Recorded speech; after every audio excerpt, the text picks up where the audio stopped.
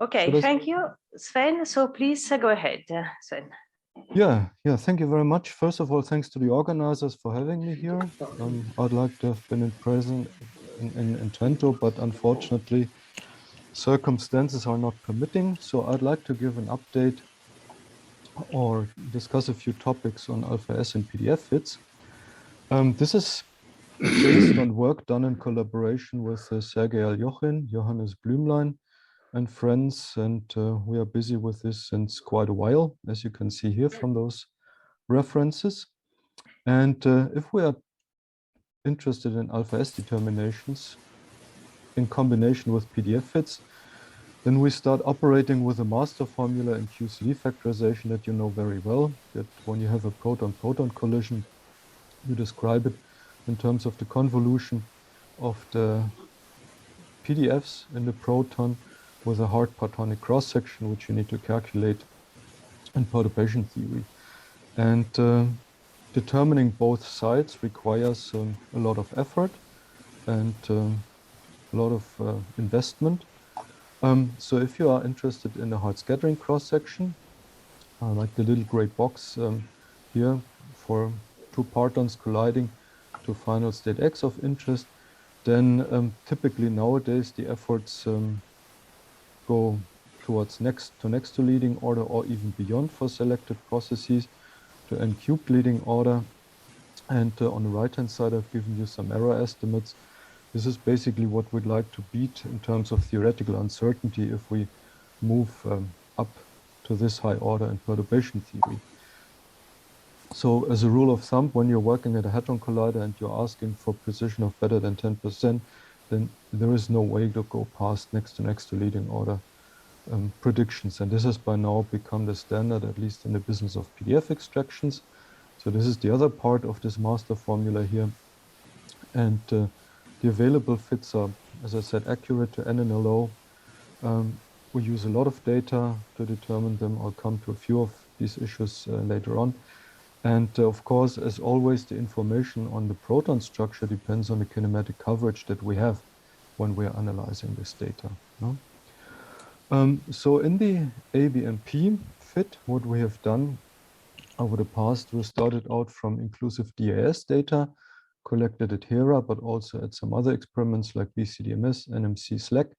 And this data gives us a bulk of points in the kinematic plane, and this is a significant statistical weight. And over the years, we've added more data sets, for instance, semi-inclusive DIS charm and bottom quark production, Brilliant data, neutrino nucleon DIS, W and Z boson cross-section from the LHC in various kinematic ranges, and also top quark production. And altogether, this gives us of the order of 2,500 to 2,700 data points. And then determining the PDFs is an iterative cycle. Basically, you start from a compatible set of data. You study potential constraints that new data sets would provide you in a fit. And then once you have convinced yourself that there are new constraints, you can perform a high precision measurement of PDF, strong coupling, and also heavy quark masses if you wish. Yeah? We use in the ABM fit a parameterization starting at a scale of 3 GeV with 3 light quarks. So up, down, and strange are light. Charm, bottom, and so on are then taken as massive, only appearing in the final state. And we have a following ansatz for the quarks and the gluon. This is typically a polynomial with some powers to capture the small and the large x behavior. And then we work with x to the power of some other polynomial of x, which is given down here. So the polynomial power then contains logarithms of x, but also other powers of x. And this gives us sufficient flexibility in terms of a parameterization ansatz.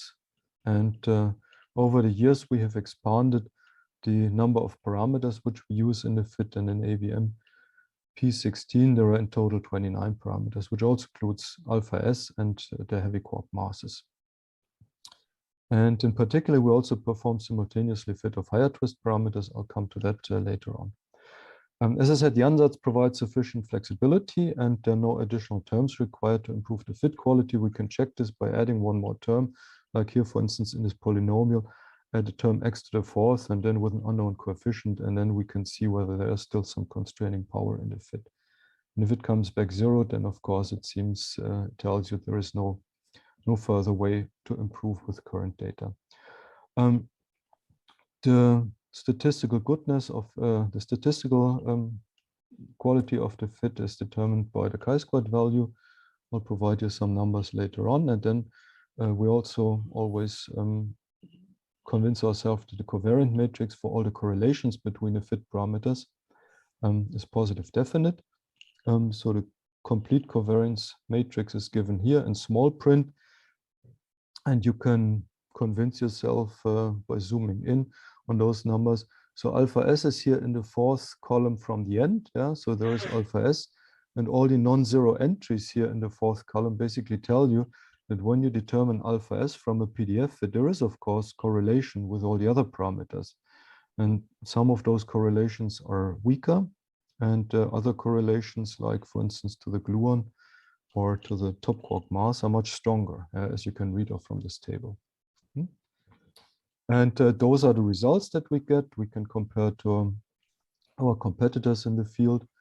So this is from comparison to older fits of CT14, MMHT, and in PDF for the gluon, for instance. And it just brings me to the PDF landscape. We, of course, look what other people are doing. So company in the field has been CJ.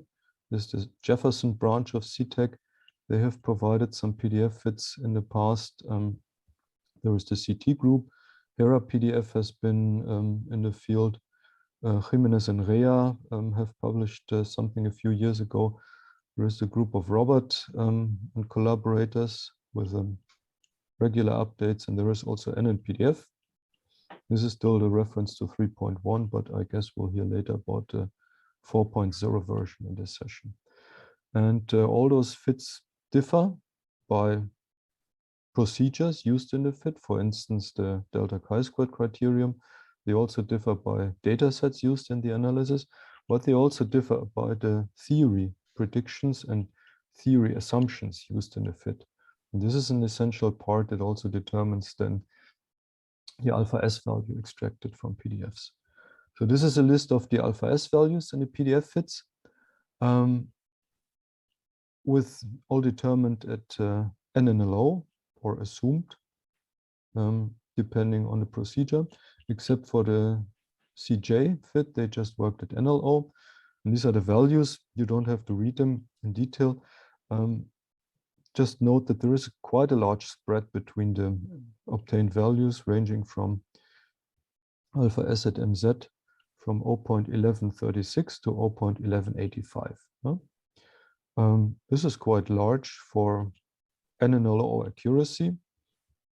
I also note that the recommendation of PDF for LHC to the experiments is to use an order-independent value of alpha S, which is also not really according to the textbook QCD knowledge, where you know that by adding subsequent powers to the beta function changes the running of the coupling and therefore also the value of alpha S at MZ. Yeah. Now, if we focus a bit more on DIS, then this is the list of measurements of alpha S or extractions of alpha S from predominantly DIS data as they enter in PDF fits over the last 10 years or so. And as you see on the top, it starts with work by Bluemlein, Böttcher, Gufanti, which quoted the value of 1135, and then it goes on. The yellow labeled numbers or references, they are the ones that are taken by the PDG in the latest 2021 update.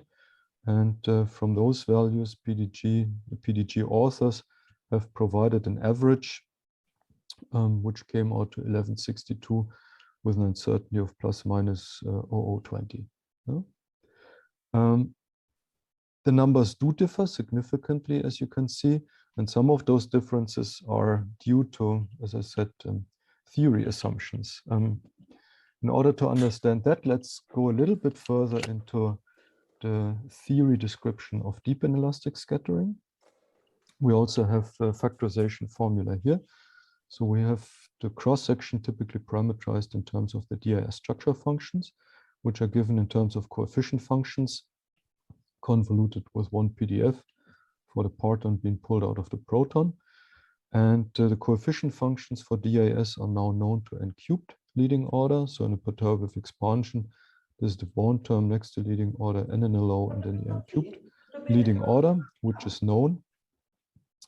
And the application of this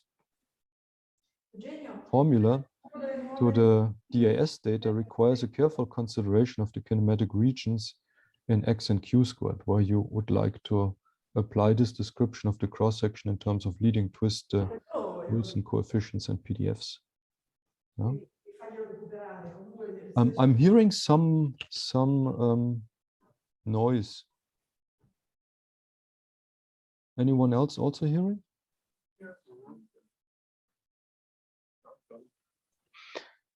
Yes, maybe is it Stark and mute? Yeah, okay, good.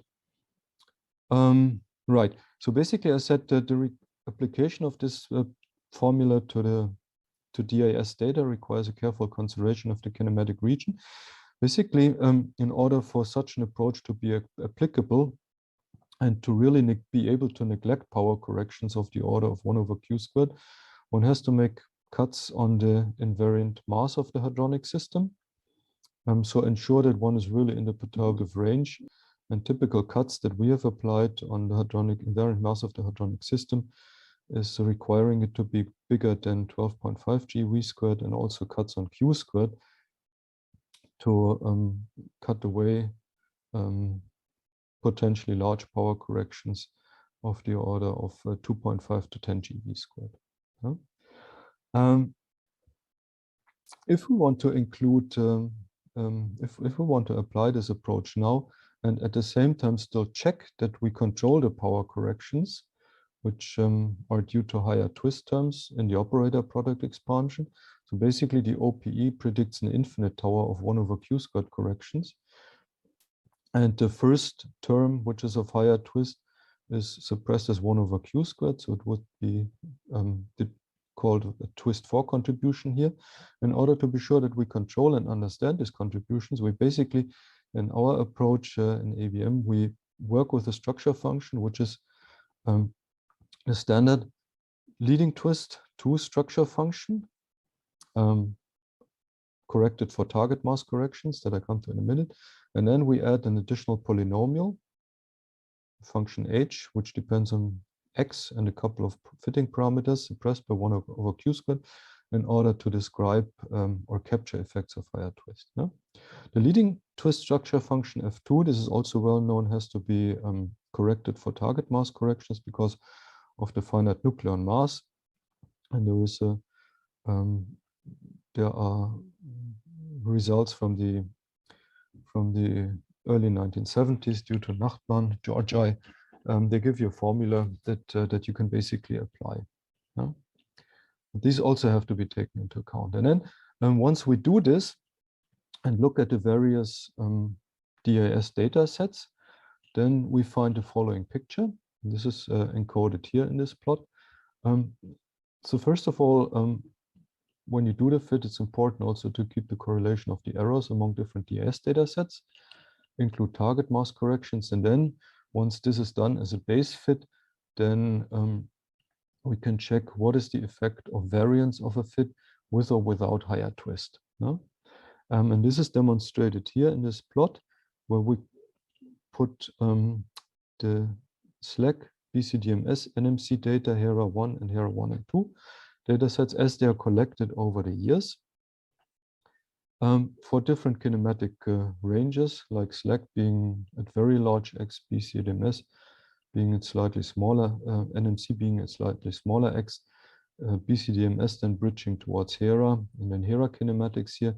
As they are susceptible to higher twist effects, then fitting with or without higher twist. And then what you can see in this plot is that basically for all of these data sets, For slack, it's the most pronounced effect.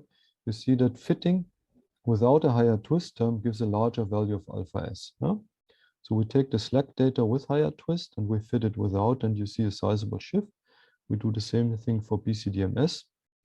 There is still some effect also in the NMC data, and there is even slight impact of higher twist effects still visible in the combined HERA1 and HERA2 data. Huh? The gray band here was the PDG average from a couple of years ago. It has not really changed much. The red and the blue bands are different variants of the full ABMP fit, taking HERA1 data and fixed target sets, or taking HERA1 and 2 data. So you see there is quite good compatibility of the two results here. And the colored bands are basically given the average of the alpha S determination that we have in the ABMP fit. But this is just the higher twist. Impact of higher twist is just one of the effects. How you can see that you have to be very careful and very precise in the theory description of the theory modeling in order to avoid any biases. Yeah? Another example is given by the top quark cross-section. So we've also used the inclusive top cross-section data collected at Tevatron at the LHC, also for top quark pairs and for a single top. We've used this in the fit and also used it to extract the top quark mass, of course, in the MS bar scheme, which gave us a preferred value around 161 GeV, corresponding to a pole mass of roughly 171 GeV.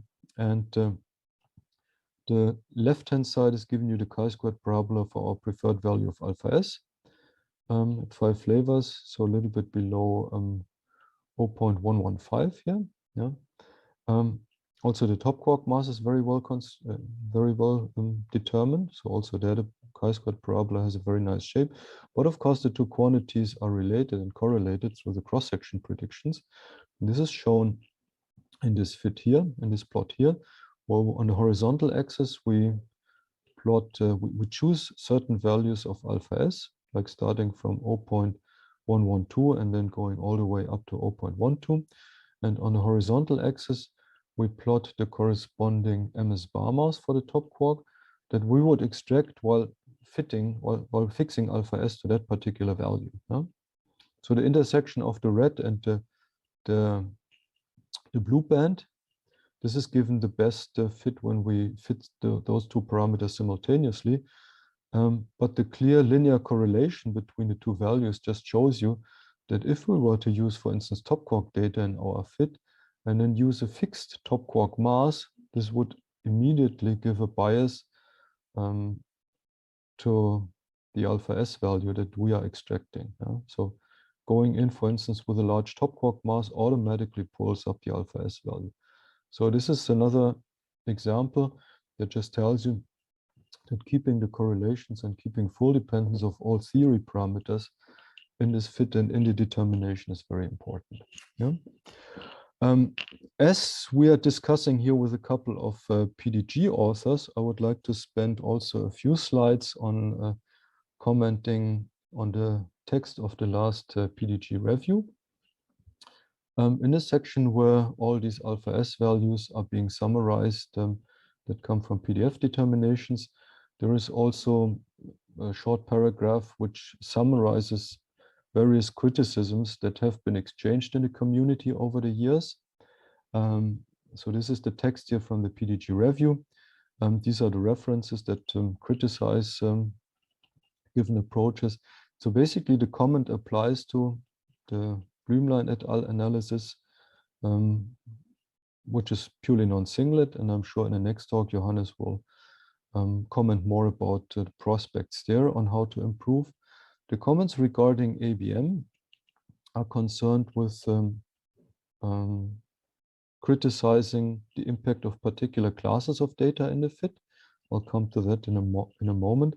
Then possible biases due to insufficiently flexible parameterizations of the PDFs. I think I spent a couple of slides earlier on in order to debunk this.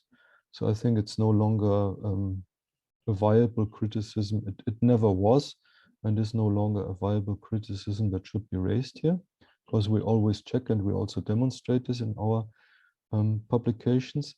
And then another point that was raised is the use of a fixed flavor number scheme. I'll also come to that in a minute. The comment that concerns MSTW at this time, because as you see, the references are almost 10 years old, was also concerned with particular treatment of particular classes of data in a fit, in particular aspects concerned with the longitudinal structure function. Right, so let's go through these points. Let's address the impact of particular classes of data in our fit. So this is just from an older publication. This is from ABM 11. These are all the chi-squared parabolas extracting alpha S from different data sets in DIS and ReLN at next to leading order, next to leading order, where you always see that you get a very good chi-squared, very consistent description. We've discussed this already also in the context of the higher twist study that I've shown before. And basically we've always done this over the last 10 years. And we're always very transparent in the impact of particular data sets. So I think there is not really a viable criticism that we are biased due to our choice. Huh? Regarding the heavy flavor schemes, we work in a fixed flavor number scheme, because this is basically the cleanest way to use textbook QCD. We've also published in 2020 a study on the impact of various variable flavor number schemes on the PDF determination. So this, you can see here, the impact on the gluon PDF, on the CQuark PDF. The red band is a base variable flavor number scheme implementation due to Buser-Martinini, Smith, van Nerven. The black curve here is what we would get from a setting corresponding to our base ABMP16 fit. And then you see various incarnations of those variable number flavor schemes, which all differ, by the way, how you do the matching, how you do the evolution of the heavy quarks. Do you do it at NLO? Do you do it at NNLO? Is the order counting consistent? I don't want to go into details here, but it just shows you that in the details of the implementation of a variable flavor number scheme, you can easily get 10–20% changes in the gluon distribution in the relevant kinematic range. And the 20% change in the gluon distribution that you extract due to the correlation has also an impact on alpha S. Yeah? So therefore, it's very important to keep an eye also on these model assumptions that go in here. Yeah? Finally, the issue related to the longitudinal structure function can be briefly summarized. If you apply theory predictions to fixed target DIS data, then the double differential cross-section, d sigma in terms of dx over dq squared, is given by the longitudinal and the transfer structure function. You can kick out the longitudinal one by replacing it by the ratio of the transfers over the longitudinal cross-section, and then you arrive at this formula here.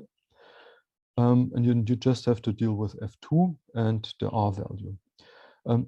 If you apply this to if you apply this formula to fixed target DIS data, there are basically two variants what you can do.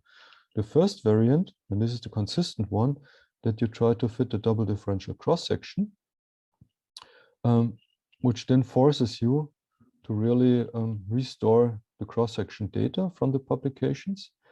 And the inconsistent one is to use published values of the structure function F2. Huh? And the inconsistent one then also has an impact on the gluon, a significant one. Why am I saying this? Well, the point is this applies to the NMC data. This was an experiment conducted in the early 90s. When they published their data, they basically extracted the structure function F2. And in order to do this, they used a model for R. So they used a model for what was known at this time for the longitudinal cross-section.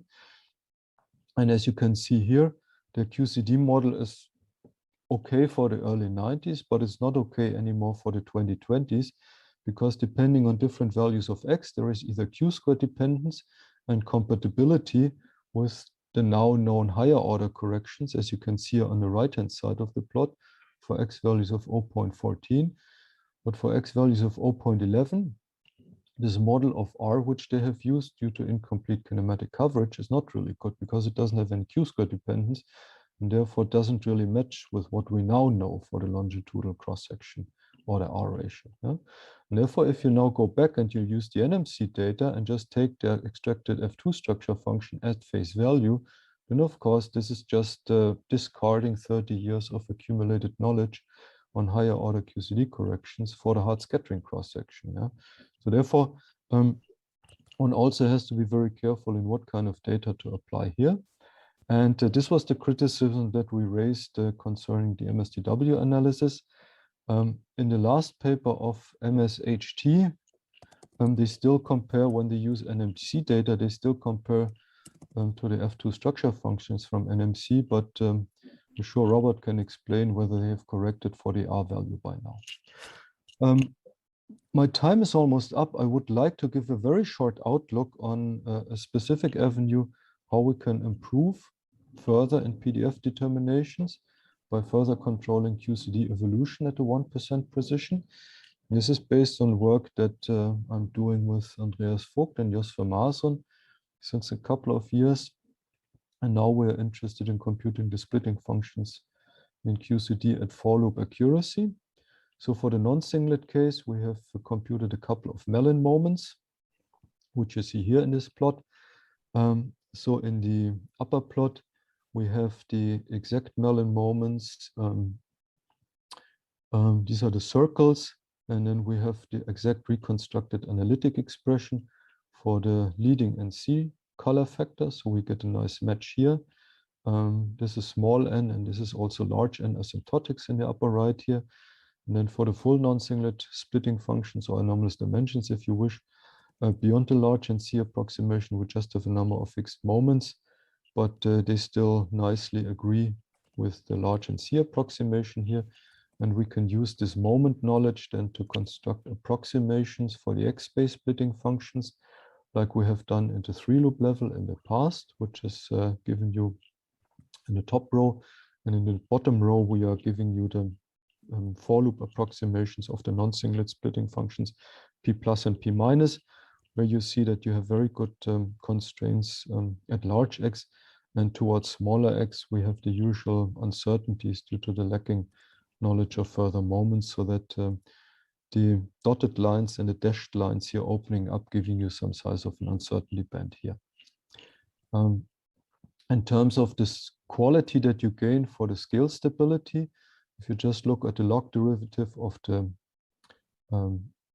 some toy non-singlet PDF at successive orders in perturbation theory, so starting at NLO, NNLO, and then going to n cubed LO, varying the renormalization scale by a large factor around the mass factorization scale, you see that basically in all X ranges, even down to X values of 10 to the minus 2, you have very good stability, and the difference here between the solid red line and the dotted red line is giving you an indication on how this uncertainty in the for-loop splitting function still feeds into the scale uncertainty in the evolution, which is much smaller than what you would have still at NNLO at this level.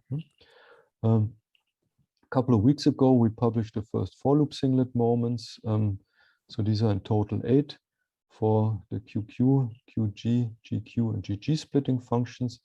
They are plotted here, all normalized by the NLO result.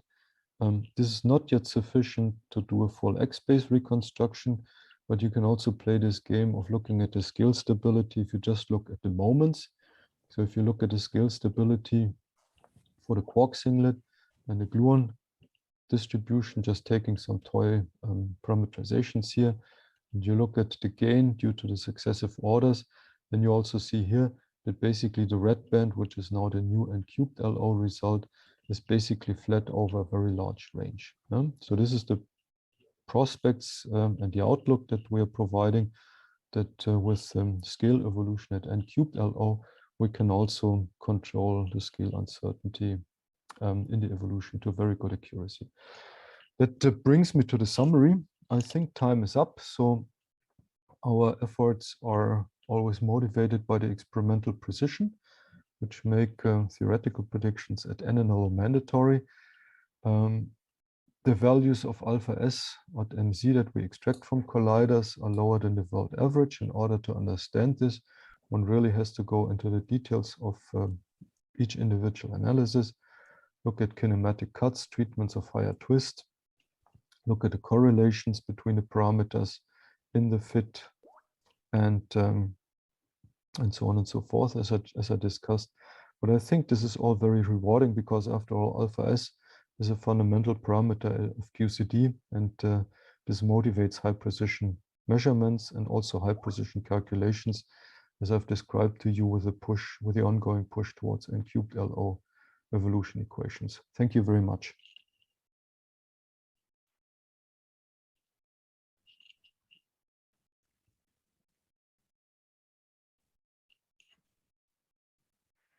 Thank you, Sven. Thank you very much for this very clear presentation. Do we have questions to Sven from the audience here? I have a question. Yes, please go ahead.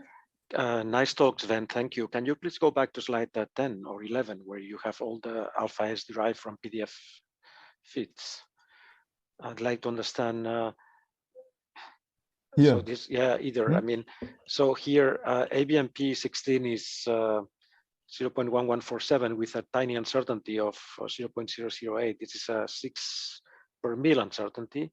I have two questions. First of all, how come this is 50% smaller, this uncertainty, than the one from other PDF feeds? That's the first question. And the second one, if you see to NMPDF 3.1, which is right below, or even to the world average of 0.118, this, if you take at face value 0.1147 that you found out with AVMP 16, we are like 3.54 sigma away from the world average. And so I'd like to understand first why the uncertainty is so small, and if you trust it, and second, why the central value is also 3.54 sigma away with the world average. And if we understand these differences, and if you can then trust the alpha S derived from PDFs, given this wide span.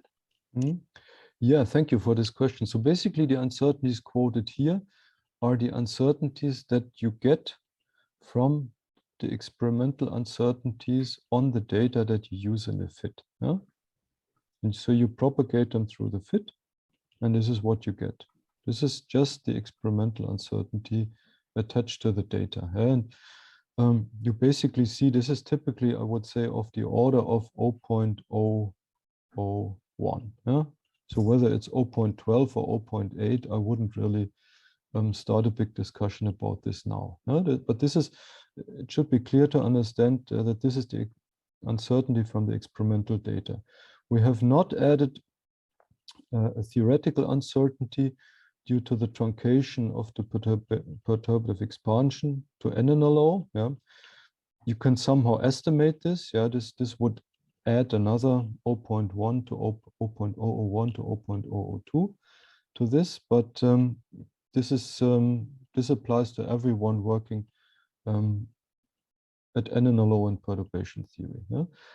Now the differences that we see, for instance, between, say, MMHT or AVM, yeah, this is, I tried to explain in this slide here. This can be partially explained due to different theory assumptions that are being done when doing the fit to a given data set. Yeah, and you can see here, for instance, if you look at the slack data, you fit slack data with and without the higher twist, and then you have a jump which is way outside the experimental uncertainties that you attach to a given data set. And this is the kind of bias that I was trying to explain, that can partially account for these differences that we see here.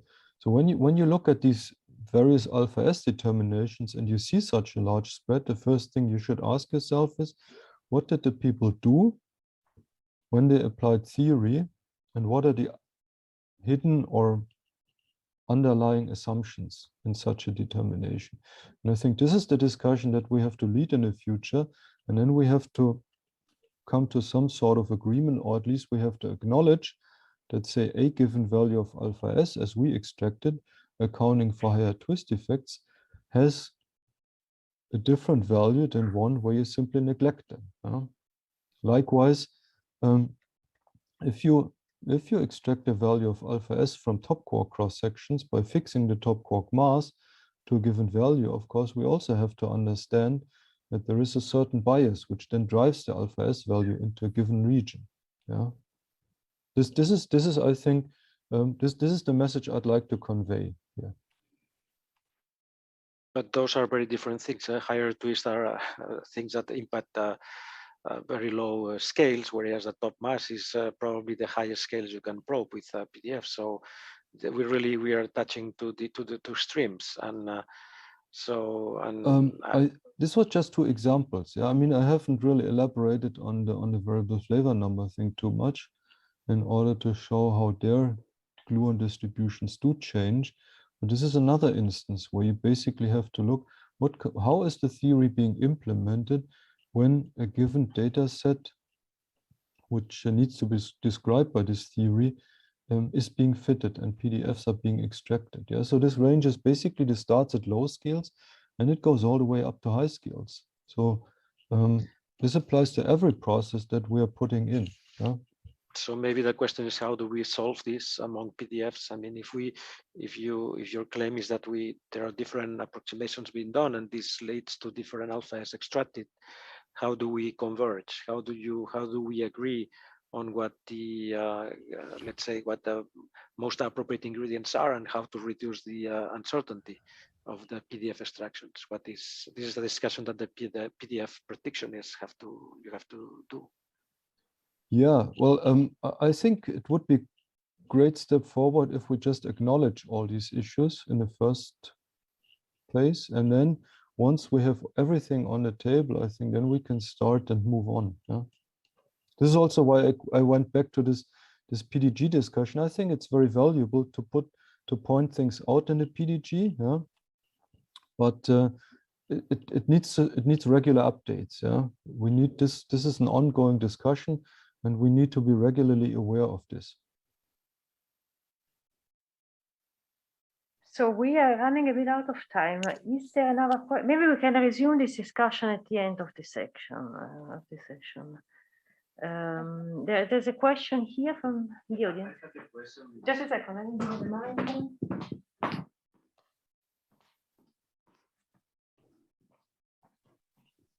Okay, I have a question. Maybe it's not exactly on the scope of the workshop, but I was looking at these great new results on the for loop splitting functions.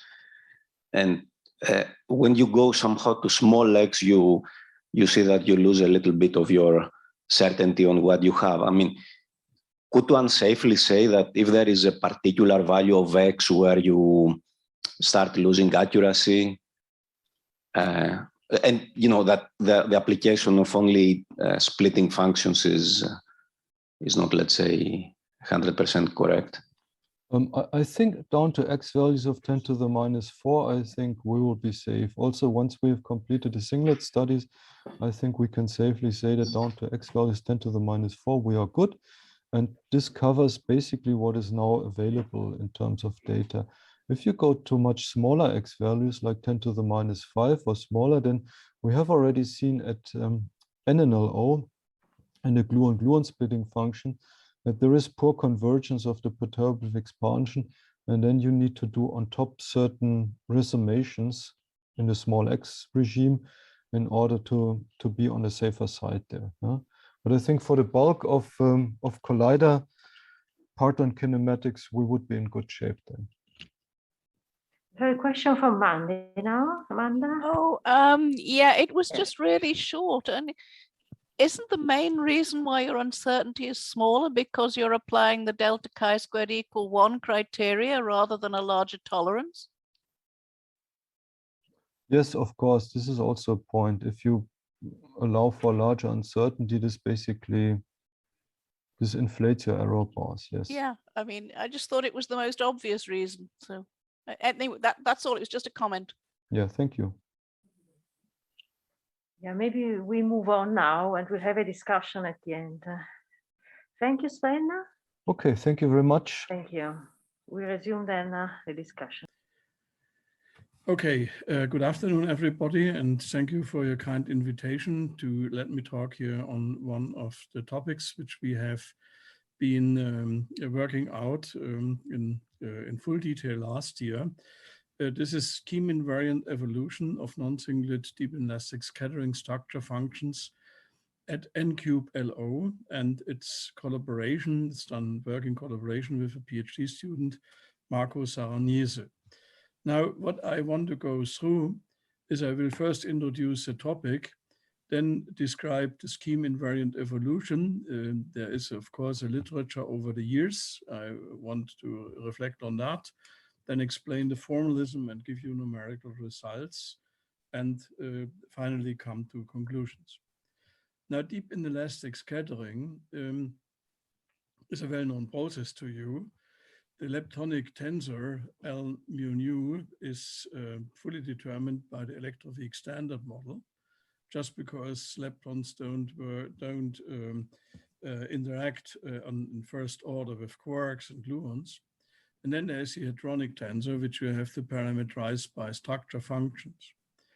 And we will here solely dwell on just the electromagnetic exchange of little photons for the moment. And in the unpolarized case, we have the longitudinal and the structure function F2. And if you would do work as like at the IEC in the future, if polarized targets, it would be the structure function G1 and G2. And all these structure functions contain massless and massive contributions, where massive contributions come due to charm and bottom quarks, and top is tiny, and will even more decouple because the top mass is too heavy, so we have not to deal with that. Now, the question is, why are heavy flavors, and that is what we calculated last to this topic, are important. So you should know that in the different approaches to structure functions, as for instance in the singlet, which I won't discuss here in the first place, this is a significant part of the scattering cross-section to the F2 singlet and G1 singlet contribution. It can with small x be 30–40% for charm, a little bit less for bottom.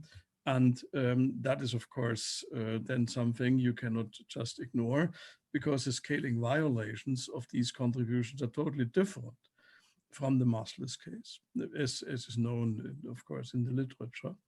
And if you have concise three-loop corrections, then you are in the position to calculate, to fit alpha S with the charm mass which Sven has shown. And let me just give in a nutshell what we got some years ago. This is 1147 for alpha S with a 1% error. And we got also in full agreement in the MS bar scheme, the charm mass at the charm mass, which has also a very small error. Now, we saw in the talks, in the different talks and over the years, that there is this discrepancy between different values of alpha S, which is not very satisfying. And what I'm going to propose here is for deep inelastic scattering to make an ultimate experiment, which is free of many experimental bottlenecks, systematics bottlenecks, and also theoretical flaws, which will be there in the one or the other way. And this is the so-called scheme invariant evolution. So the possibility will be given in the future at a very high luminosity measurement of F2 at proton targets and F2 at deuteron targets. And our friends from nuclear physics will also continue working and give a better and better nucleon wave function correction for deuterons. There's feasibility to do that we control this very small nuclear effects, but they are present, of course, one has to control this. And we are already now in the position to do, without any further assumption, N3LO analysis, and the heavy flavor the corrections are fully available to n square LO. One has not to go to n cube LO for the heavy flavor, because the heavy flavor will actually only appear through loop effects and is therefore suppressed, as we will see later. Now, the scheme invariant evolution is only one evolution, and of course, what is most known to you is the Platonic twist-2 evolution, which Sven has described. There is a necessity, along with fitting alpha S and the charm mass and so on, quite a lot of Platonic parameters. You cannot do that without this. This is about 25 or 30, depending on what you assume. And in the singlet case, there is, of course, the gluon distribution, which is large and drives the correlation with alpha S quite a lot. And all these PDFs you get are universal but scheme dependent. Now, the scheme invariant non-singlet evolution is different from that, because you prepare the observable purely experimentally. And you will even measure it at the starting scale, Q0 square, as I will show you. So lambda QCD is therefore the only free parameter if from other experiments you pretty well know the charm quark mass. Otherwise, the charm quark mass is also a parameter, but this is not a method you can determine the charm quark mass very well. So you will be enforced to take that from outside as the bottom quark mass also. And of course, lambda QCD is not just a one parameter fit, but you have to determine it with the measured parameters at the starting scale for the structure function at Q0 square.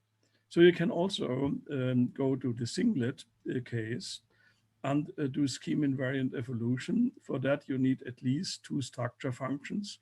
And in the past, people were discussing F2 and FL, where FL is, of course, statistically not so well measurable in experiments, except if you invest in enormous luminosity just for this.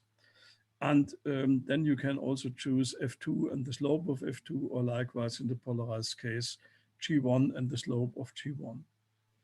So unfortunately, if you look closer, there is no choice-free experimental representation because of the flavor decomposition in the non-singlet case. And this normally will imply that you have to fit a third distribution. And even so, that the statistics is much, much higher, you get into a more involved situation. So the fundamental decision of a future high luminosity experiment is to measure F2 non-singlet. But this needs, because it's a difference of two quantities, very high luminosity. And this could be a key task, for instance, for the EIC for several years.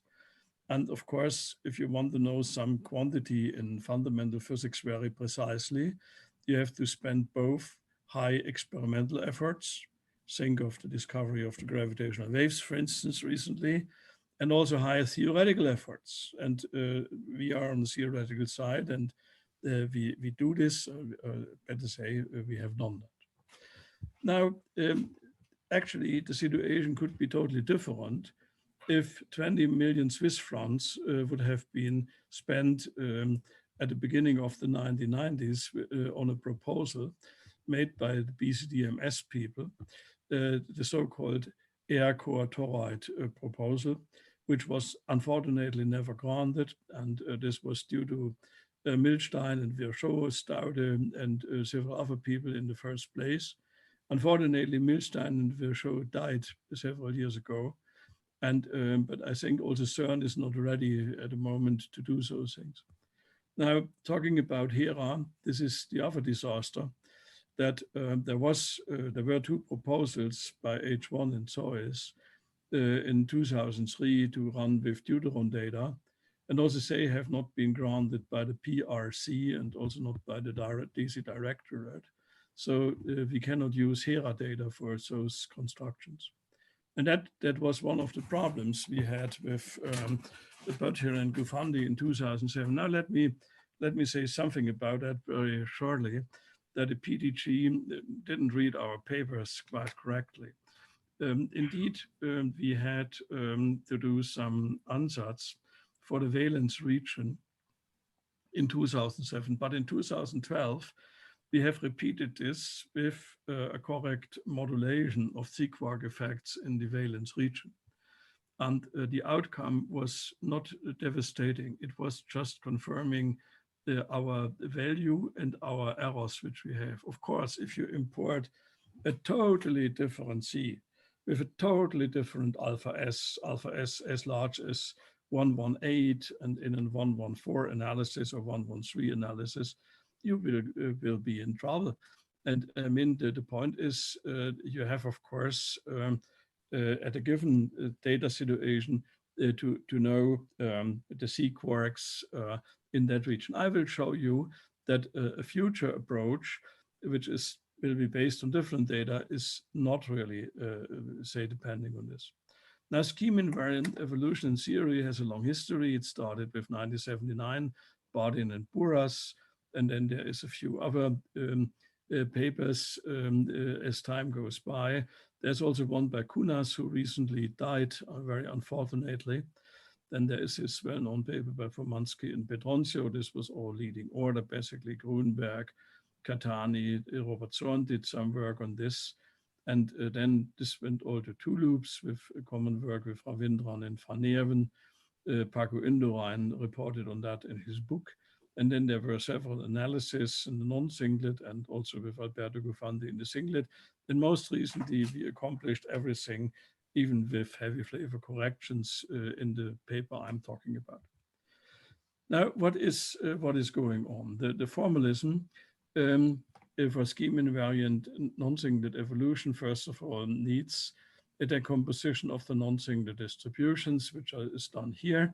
And so the V1 distribution is 0, then the V3 is basically made out of combination of up and down quarks and the Z quarks. There's a difference to the Z quarks. And then there is the V8 combination, singlet, and all that is well known. So if you write the leading order structure functions F2P and F2D, you see that at leading order, making a difference, only V3 will survive, but of course this has no Wilson coefficient. The Wilson coefficient is just 1, and if you go then to higher order QCD, you get this, it's 1/6 actually. So you will get this, this combination, and likewise the same in the polarized case. Now, it's worthwhile to go to Mellin space because we have to do a lot of algebra between Wilson coefficient and splitting functions. So we first go to Mellin space, and in doing this, then convolutions turn into pure products. So we can then consider the logarithm of the non-singlet structure function and derive it for the logarithm of Q squared. This gives what you see here. And then the whole game is to construct ENS. This is the evolution operator in the non-singlet case, a particular non-singlet case from Q naught squared to Q squared. And you see there is Wilson coefficients with the massless contributions little ck, and the heavy flavor contributions depending on logs of Q squared over MC squared or Q squared over MB squared.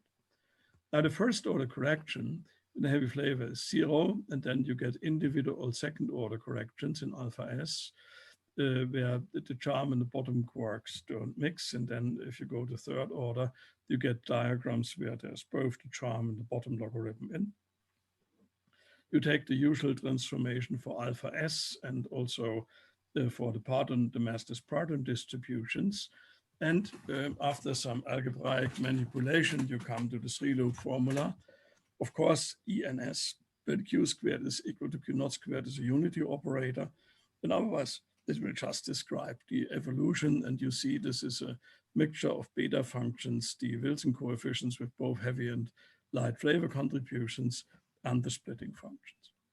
Now, coming to the heavy flavor contributions, which have these logs. In 2-loop, you get log square contributions. In 3-loop, you get log cube contributions, even which are universal. And then you get this massive operator matrix elements here, which you have to calculate, and you get terms due to the randomization of the mass and the beta function and so on. And this has all been done in 2014, so this is available for quite a while. And then there is the 2 mass corrections, which we did in 2017, and is also available analytically. So everything is there and we can put it into context. Now again, the literature, the endless dimensions in the non-singlet case have been calculated twice by Sven and collaborators in 2004 and last year by us. And the massless Wilson coefficients are available since 2005. And there is a series of massive Wilson coefficients in 2 loops. This is work already in 1996 by Van Neerven. And that continued then to 3 loops, so, and also to 3 loop 2 mass. So this is all available. Now let me show what we are talking about in the future for the analysis. So I show you F2 and G1 with their scaling violations in the region 10 to the minus 4 to 1. It's fully sufficient. At small x, the impact is little because the structure functions in the non-singlet drop relatively rapidly.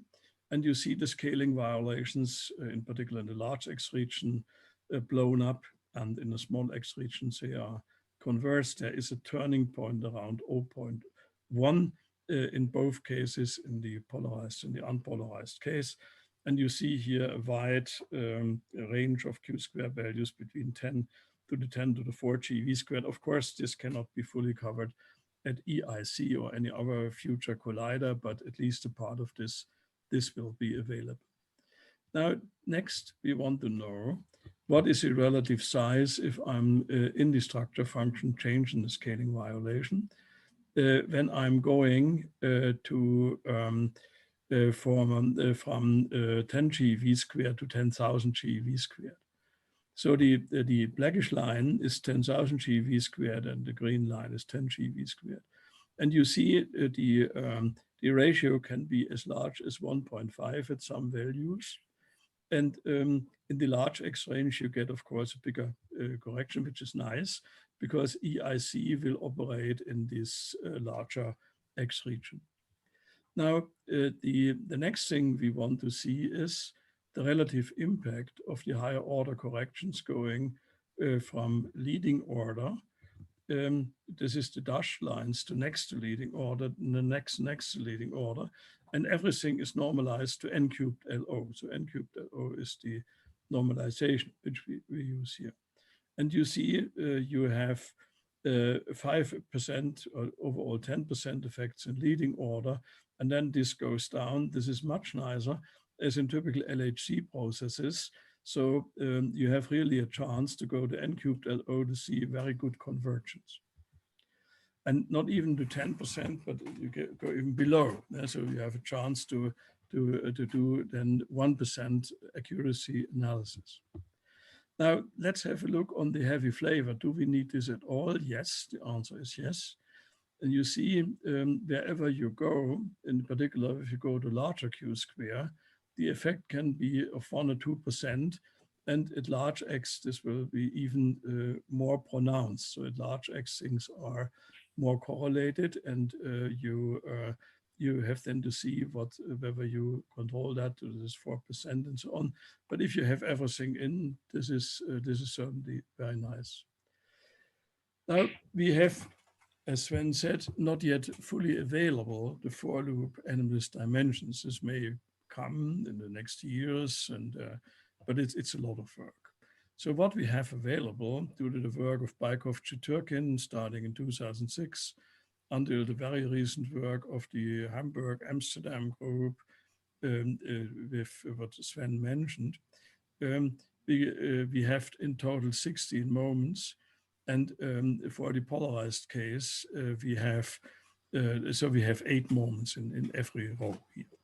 And then if you have a look, what I'm printed here is a model, the Pate approximant, which when you knew only in 2006 the second moment by Baikov and Chiturkin would agree only with 21%. But if you go to higher and higher moments, the agreement becomes basically as accurate as 3% or better in the highest moments. This is very nice.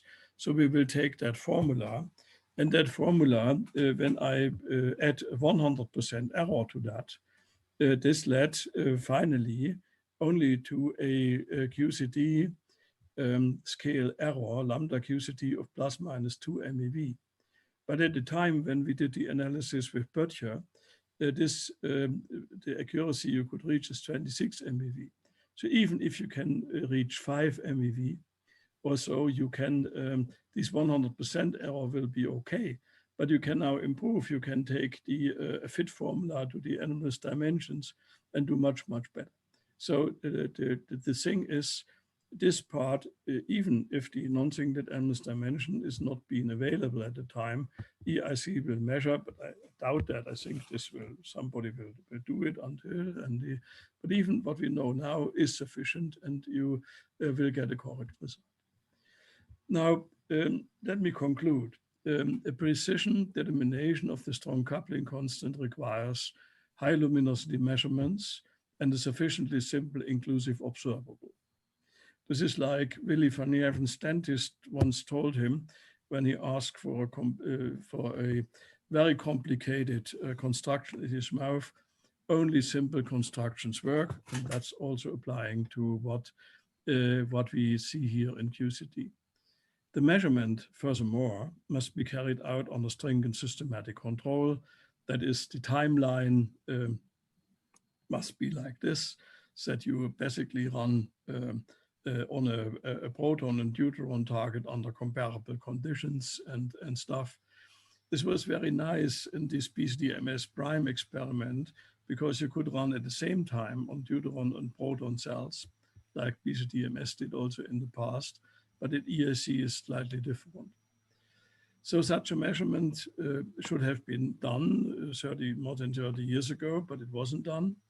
HERA data cannot be used, but I hope that the EIC will be clever enough, and there's still some preparatory time for this, to do this, and maybe if LHEC also becomes an option at CERN, which nobody knows, the probability is always not very high for that, but one has to see, then also LHEC might consider those things. So the theoretical framework is going to be scheme invariant evolution in the flavor non-singlet case for F2. And one has to stay away from higher twist because we have the formula only for leading twist. And the cuts we have to apply is Q squared larger than 10 GV squared, W squared larger than 15 GV squared, possible at EIC, of course. And the accuracy of alpha S will be certainly below 1% theoretically and experimentally, hopefully, of the same size.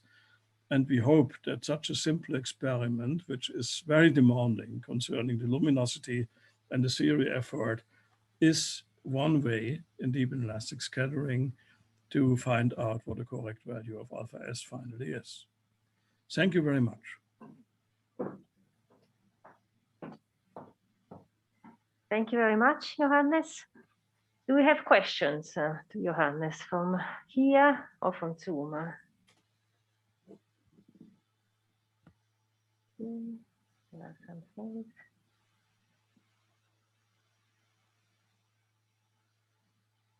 I don't see any questions.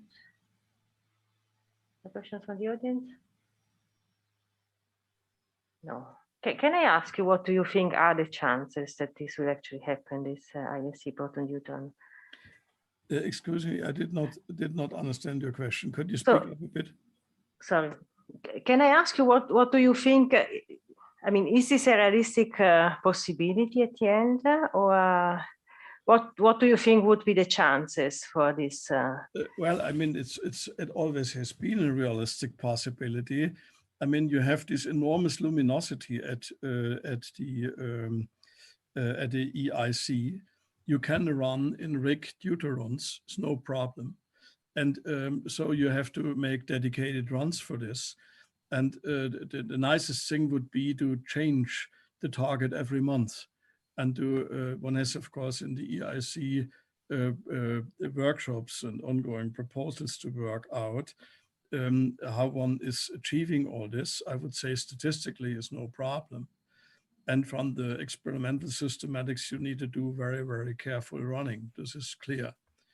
we need certainly also the nuclear improvement on the nucleon wave functions of the deuteron, which is possible if it's not yet sufficient. But I mean, I think this is doable because I mean there is experience in using deuteron data and extracting the corrected structure function, the free proton deuteron system out of this, and I don't see any other problem with it. I mean, what Sven told you is that if you have too many data to mix and you have correlations here, correlations there, at a given moment there is a wall you cannot really break just because there is a systematics you can't get through, right? And so the attempt I have made here is to just to say things as simple as possible. No gluons. Actually, in the flavor decomposition, only up and down quarks, because we talk about V3, so even strange will cancel. And you get these quarks back, of course, through loop corrections, but only through loop corrections, which is a suppression in alpha S. And we can control this if you go to high Q squared. So 10G V squared or W squared is very high. So this is a very good control on this. And we are sure that that's twist 2. Actually, in this paper, which we wrote with Böttcher in some 15 years ago, we have even shown that we can measure the higher twist, and that can be done here too. And then you will see the higher twist dying out. So you will see in your analysis where are you, whether you are safe, whether you get stability and things like that. So all this can be done. And the only thing is we need a dedicated experiment for this. And what I see is when we always do compromise experiments, this will be a very, very long way to get a precision on alpha S. So, I mean, that's a discovery experiment or say a precision measurement is an enormous effort.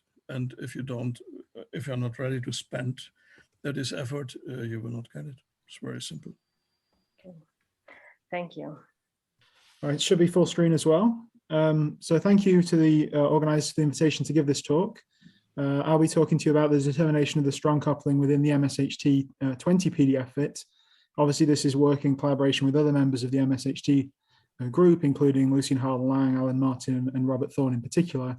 And there's more information in the article that I've given the link to the reference for at the bottom of the page here. A reminder for everyone about MSHT 20. This is a PDF set that's now been out for more than a year. So hopefully everyone has heard one of the talks we've given on this before. But just in a couple of slides, this is the new PDF set from the MSTW, MMHT, MSHT group for the precision LHC era. We produced a very extensive paper looking at various subtle effects of this, and you can find out more information in it here with the archive reference. There were significant developments on all three fronts, be it theoretical, where the vast majority of the processes have been included with full NNLO QCD theory, with also NNLO electroweak corrections where relevant. Meanwhile, of course, we all know on the experimental front, there have been a great number of new data sets, particularly from the LHC, with greater precision, more channels, and more differential in nature. And at the same time, on the methodological front, within MSHT, we've been busy making various improvements. Foremost amongst those is an extended parameterization, which allows you to fit to accuracy of better than 1%, provided the data allows it. And in any case, you get a better knowledge of the central values and of the uncertainties and an increased number of eigenvectors representing these. This is a truly global fit. We have 61 different data sets, or perhaps slightly more, depending how you count it, across structure function, neutrino data, fixed target Drell-Yan, HERA, Tevatron, and now also the LHC, which is making up nearly half of the number of different data sets. As a result, there's lots of new data in in MSHT 20, mainly from the LHC. I won't go into detail on this, but you can see here the fit qualities at NLO and NNLO for a variety of these processes, with the MSHT 20 values shown, and then the MMHT 14 central fit quality predictions in brackets. Going to the bottom of the table in green, you see the overall fit qualities. In the very bottom row, you can see there's a good overall fit quality. One thing that is notable and has been observed by other groups as well is that the new LHC data is showing a clear preference for the NNLO over the NLO. So we really do need to do the NNLO fit now with the precision LHC data. And some examples of where this is obviously the case are shown in light blue here. The fit quality is significantly better at NNLO. That wasn't previously the case for the non-LHC data, but nonetheless, overall, we have a good fit quality, including for the individual data sets.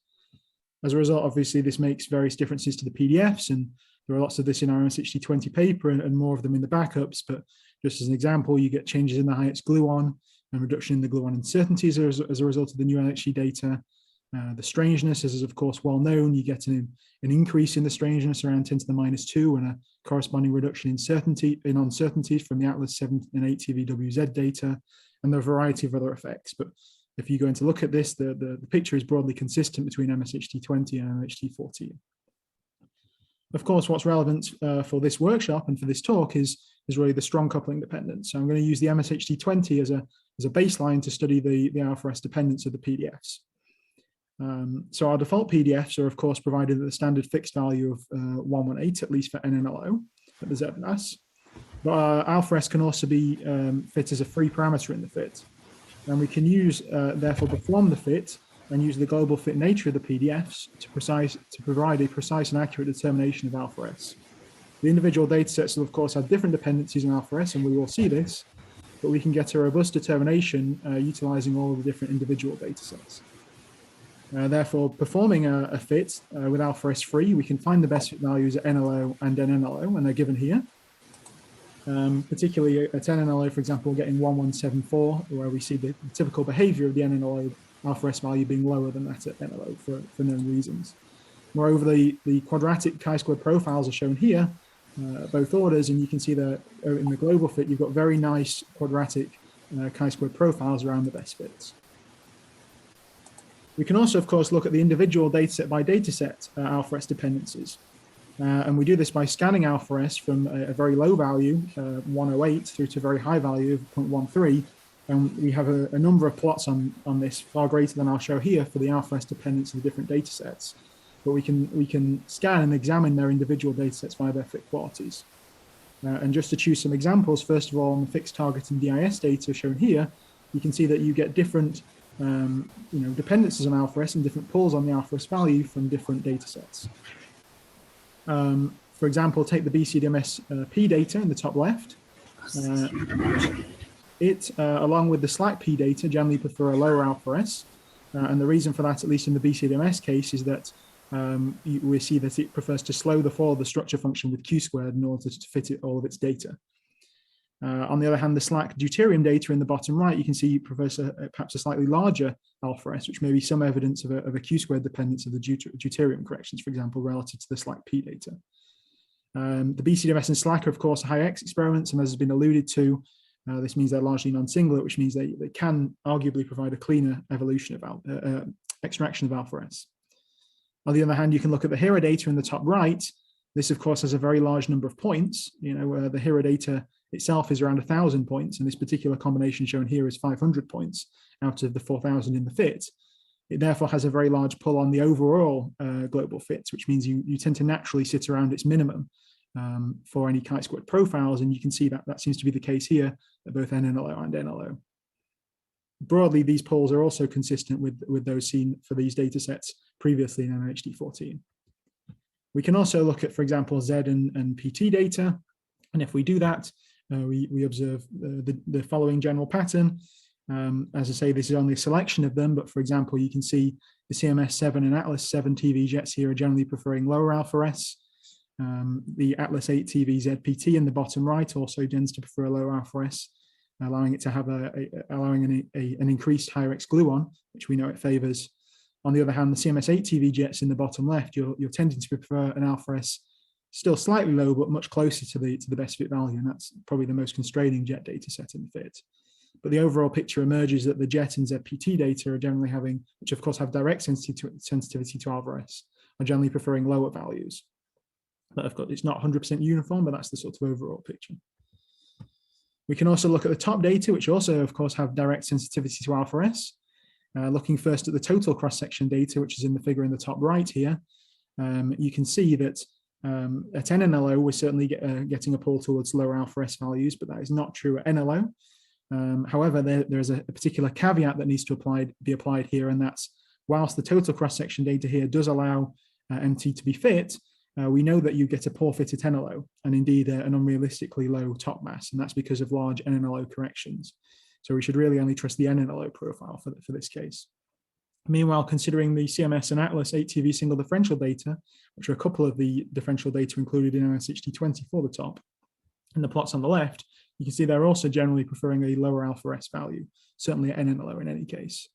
However, they also have a caveat that must be applied to them, and that's that the top mass dependence is not included here because we are reliant upon the grids which are provided at fixed MT. The result of these caveats is that we'll not be using the top data to set our global bounds in alpha S, as you'll see in a few slides' time. Nonetheless, it's still interesting to look at the dependence. Finally, another broad class of processes that we can analyze are the WZ type processes. Of course, these tend to be high precision from the LHC. And so whilst they do not have direct sensitivity to alpha S, they do have some sensitivity through their precision and through effects on things like the quark evolution and on the cross-section normalizations, for example. Some examples again given here, CMS 8TVW in the top left, the Atlas 8TV, High-Mass-Drell-Yan in the top right. Clear, these both, particularly the Atlas High-Mass-Drell-Yan is tending to prefer a higher alpha S value. Bottom left, the Atlas 8TVZ, that's also preferring slightly higher alpha S. You note this is particularly the case at NLO, but we know that in that case, this is one of the data sets which had a clear preference for NNLO in terms of its fit quality. So you have to be careful here. Similarly, the LHCb 2015 WZ data is also perhaps tending that way, although at the NNLO it's closer to the best fit value. But the general picture emerges that these higher precision WZ data, which have indirect sensitivity, are tending to prefer higher alpha S values, albeit not always.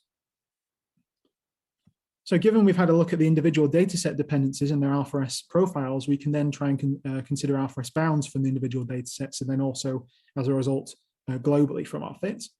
And the way that we'll do that is we'll use these fits at fixed alpha S that are performed at, from low alpha S through to high alpha S, and apply the dynamical tolerance method, which means we're going to determine the uncertainties on alpha S in the same way we do on the PDF eigenvectors when we're determining the PDF uncertainties.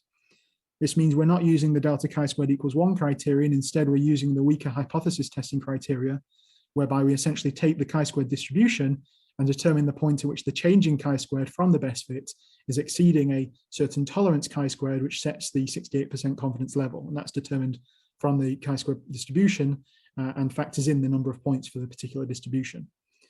This will set as our tolerance chi-squared, and once we exceed that particular tolerance for that data set, that's setting our bound on alpha S in the upper and lower direction for that data set. And we can then look across all the different bounds from the different data and look for the tighter bounds to set the overall global fit uncertainty bound on alpha S. So doing this for all of the different data sets, including MSHT 20 at both NNLO on this slide and NLO on the next slide, I should say this is actually only about half the data sets. It's just half of the more relevant or interesting ones, and I've divided them roughly into fixed target here, Tevatron and LHC data here. What you can see, of course, just at a glance is, as I've mentioned already, you can have quite different pulls from the different data sets on best fit alpha S and also on their upper and lower bounds here. But globally, looking across them, we can obtain a reasonable alpha S bound. Looking at the upper bound here on alpha S, that's the upper dotted line for the data sets which provide us tight upper bounds. You can see that actually the second one of these, the BCDMSP, is providing our tightest upper bound on alpha S at 0.0012. That makes sense because, as I alluded to earlier, this is tending to prefer lower alpha S. So as we scan alpha S upwards from the best fit value, it quickly exceeds its tolerance delta chi-squared, and we get a bound. There are nonetheless other data sets that if you scan across this line, you could see would provide a bound. Another example that I alluded to earlier is the SLAC P data, which would provide a slightly higher bound. Meanwhile, things like the CMS and Atlas single differential TT bar data, which we won't be using to provide a bound for the reasons described earlier, could also provide bounds, but we haven't factored in the MT dependence, so we're dropping them. In terms of the lower bounds, we can do a similar analysis. You'll see that the CMS 8TVW data, which is this one here, is providing the tightest lower bound. Again, that makes sense. We commented earlier that the WZ data were tending to favor higher alpha S values. So as we move down from the best fit alpha S, the chi-squared rises and we get to bound. Similar but slightly higher lower bounds could be provided from the Atlas 8TVZ data, which is the last one, the slight deuterium data, which I also alluded to earlier, and the Atlas 8TV high mass Yan data. Therefore, overall, we can say our tightest upper bounds obtained from the individual data sets of the global fit are 0.0012 in the positive direction and 0.0013 in the negative direction. And so we obtain our uncertainty on our best fit alpha S at NNLO, such that our value is 0.1174 plus or minus 0.0013. Moreover, that's consistent with the world average of 1179 plus or minus 0.0009. And we can also look at the size of the uncertainty in terms of the delta chi-squared it gives us on the global fit. And we can see that corresponds to a delta chi-squared of 17, which is of similar size to the sort of tolerance delta chi-squareds, which we obtain for the PDF uncertainties when we also apply this process to the PDF uncertainties. So we're seeing a similar sort of magnitude here. We can also look at the bounds at NLO. I won't go into as much detail here, but just look at a glance, you can see there's more variation in the best fit values and the upper and lower bounds, and that's simply a reflection of the generally slightly worse fit quality at NLO than NNLO. Nonetheless, again, scanning through the various different data sets, you see the BCDMSP gives us a constraint upwards. The ZPT and the JET data from Atlas at 7 and 8 TV could also provide upper bounds, which makes sense because the JETs are favoring lower alpha S. Again, the CMS 8 TV TT bar data, single differential could provide an upper bound, but we drop it because we have fixed MT. Whilst in the lower bounds, the LHCb 7 TV WZ data, which is here, provides our lower bound of 0.0017. And there also, we could get an almost identical lower bound from the SLAC deuterium data, which I also alluded to earlier.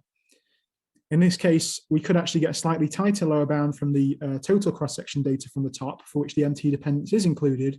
However, the poor fit at NLO and the low top mass correspondingly acquired means we don't include this and take the 0.0017. Therefore, our upper and lower bounds are given here, 0.0013 and 0.0017, and we obtain our overall best fit alpha S value with uncertainty at NLO here. Again, we can look at the delta chi-squared global that this uncertainty corresponds to, where this is symmetrized now, and we obtain a delta chi-squared of 19, which is similar to, albeit perhaps slightly larger than, the typical tolerance delta chi-squareds, which we obtain when looking at the PDF uncertainty, the PDF eigenvector uncertainties. Of course, one of the benefits of looking at this within a global fit is that we can look at the sort of correlations between the PDFs and alpha S, which are an important factor, particularly for the gluon, which I show here. I've shown the gluon at higher scales on the left of 100 GeV and at slightly lower scales of root 10 GeV on the right. And we see the expected behavior where the gluon is anti-correlated with alpha S below 0.1, because you're essentially maintaining the product of alpha S and the gluon for the structure function data. This means because of the momentum sum rule, you're then correlated above 0.1 between the gluon and alpha S. And moreover, we get a larger effect at low Q squared because you have less evolution distance to wash this out. But nonetheless, once you get to high Q squared, you can see that the alpha S variation of about 0.001 here between the yellow and the blue lines is around the same size as the PDF uncertainty for the gluon. If we instead look at the quarks, we can see that the alpha S variation is now smaller relative to the PDF uncertainties, but the picture is as we might expect. The higher X quarks are reduced with increasing alpha S because you're increasing the evolution and the splitting, so you're depleting the high X quarks. But at the same time, of course, you're reinforcing the small X quarks via the gluon splitting, and so you end up with this general shape. So the D PDF here, but also the same holds for the up. On the right, we see the strange, and we see that's relatively insensitive to alpha S. Part of the reason for this is because some of the extraction of the strange depends upon dimuon data in the global fit, and this has a branching ratio of the charm hadron to muons. It depends on this, which means you can absorb some of the change into the normalization here. Nonetheless, the low X strange has the same behavior of being reinforced by higher alpha S, whilst at high X, the strange is now relatively unconstrained. And so what you see is that instead, the strange actually increases with increasing alpha S because it's sort of trying to partially compensate the reduction in the up and down quarks here. Of course, by doing this within a global fit, we can then combine the PDF and alpha S dependence because we're including the correlations. And the method to do this within the Hessian approach has been detailed in a number of papers, but just to outline it, the sort of approach is to take the PDFs determined at your best fit alpha S plus your uncertainty and minus your uncertainty and treat them as an additional pair of eigenvectors. You then determine the quantity that you wish to determine the uncertainty on at this upper and lower bound, and that gives you an uncertainty from alpha S. You can then combine that in quadrature with the PDFs. And this has been explained in a number of papers. I think the first was by CT, for example. And this works provided you're using your central PDFs as your best fit PDFs with alpha S MZ squared free, which of course you need the PDF fit to obtain. You then choose your alpha S bounds as you like, but of course you recommend it to be close to our 1 sigma bounds. For example, a perfectly reasonable choice is 0.001 for simplicity, which is also relatively close to that from the world average. And that's what I'll use in the indicative plots on the coming slides. So we can use this procedure to evaluate the PDF and alpha S error bars and then the combined error bars for various cross sections. And here I'm looking at total cross sections at NNLO using the MSHT NNLO PDFs. These are of course only really indicative, but the general behavior is as you'd expect and reveals some interesting information. Beginning first therefore with the W and Z cross sections, starting with the PDF error bands in light blue, you have larger PDF errors at the Tevatron than the LHC because you're sampling larger X. It's the alpha S error bands in purple that we're most interested in here. I'm going to split the alpha S uncertainty, if you like, into both a direct contribution, which is that directly from alpha S on the cross section, but also an indirect contribution, which is through the effect of the alpha S on the PDFs, because there's a correlation that then maps also into the cross section. In this case, the direct contribution from the alpha S variation is going to be small, only a fraction of a percent, because it's a WZ process. On the other hand, the indirect uncertainty from the effect on alpha S on the PDFs is going to be larger. Indeed, what you're doing here, of course, is you're sampling the quarks at less than 0.1 for these processes in X.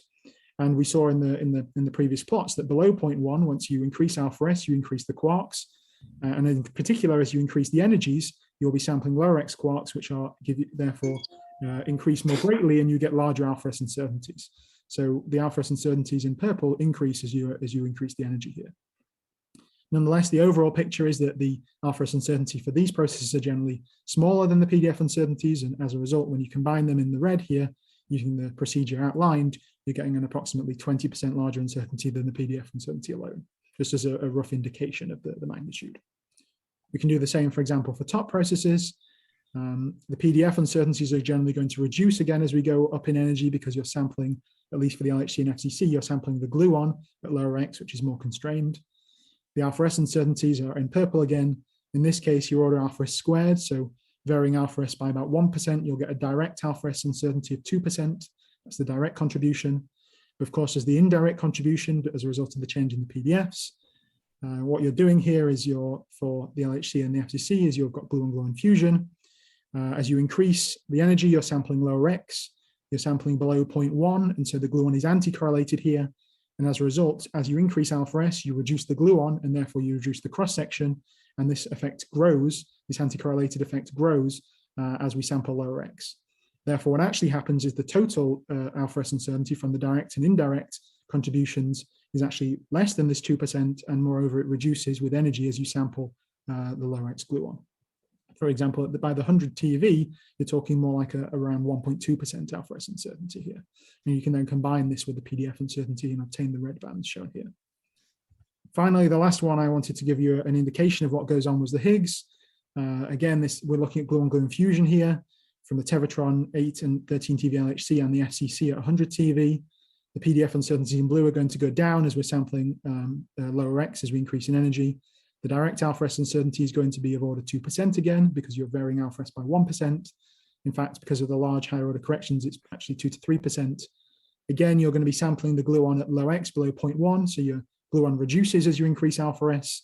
So this is going to have an anti-correlated effect with the direct contribution. And so you're actually going to reduce the uncertainty as a result of a bit of a cancellation in these two effects here. And so the alpha S uncertainty reduces actually in this case with energy. It's more similar, therefore, to the PDF uncertainty. So once you combine them, you're going to get a factor of 1.6 to 1.7 times the PDF uncertainty for the overall PDF plus alpha S uncertainty combined. I know I'm running out of time now, so I'm coming towards an end. The last comment I wanted to make is in this study that we also analyzed the heavy quark masses. We actually looked at the extraction of the heavy quark masses themselves, and that's something in the backup, but relevant for this particular workshop is we looked at the link between alpha S and the heavy quark masses. In this table, I'm showing the correlations, if you like, between the charm mass and the alpha S value. And what you see there is a weak correlation, at least, between alpha S and M charm here, whereby the preferred value of alpha S, when it's fit free at different fixed charm values in the left column, increases with charm mass. This is expected because your large charm mass is suppressing the charm, and so an increased alpha S can speed up the evolution, so to partially compensate for this effect. Okay, coming towards the end, this was obviously quite a significant study, and as a result, there were many different PDFs that were both used and obtained in this study at a variety of alpha S and M charm and M bottom values. And these are all provided on LHA PDF as summarized in this table here and on the MSHT website. Overall, we provide 30 additional PDF sets, and so we encourage everyone in the community to use them. The most relevant for this particular analysis, of course, was the top two column rows here in light blue, which are the NNLO and NLO alpha S variation sets across a large range of alpha S, 23 different values, in fact. Moreover, I should comment that not only do we provide the PDFs in a table in the paper and also in the backup, we provide the delta chi-squares that you get for the global fit for these different alpha S values. So you can, in fact, even factor in how the global fit chi-squared would change as you change the alpha S values in your studies. So to conclude, we've used the MSHT 20 PDFs as a baseline for this study. We use the PDF sensitivity to alpha S and the global fit nature to extract the best fit value in an overall fit, and then use the dynamical tolerance procedure to determine the uncertainty on alpha S in a similar way to we do for the PDF uncertainties. Overall, we obtain the alpha S values at NLO and NNLO given here, with that at NNLO 1174 plus or minus 0013 being consistent with the world average, which is of course notable. We examine the PDF and alpha S correlations, and I gave you a flavor for how you can combine the PDF and alpha S uncertainties and what impact this will have on the cross sections at the Tevatron, LHC, and FCC for a few rough examples. We saw some anti-correlations here between the direct alpha S effect on the cross section and the indirect effect through the PDFs. And I also then finished by looking briefly at the correlation between the charm mass and alpha S, but this was limited. All these PDF sets, as I've said already, are available for use by the community, and we therefore encourage everyone to use them. So thank you very much, and please let me know if you have any questions.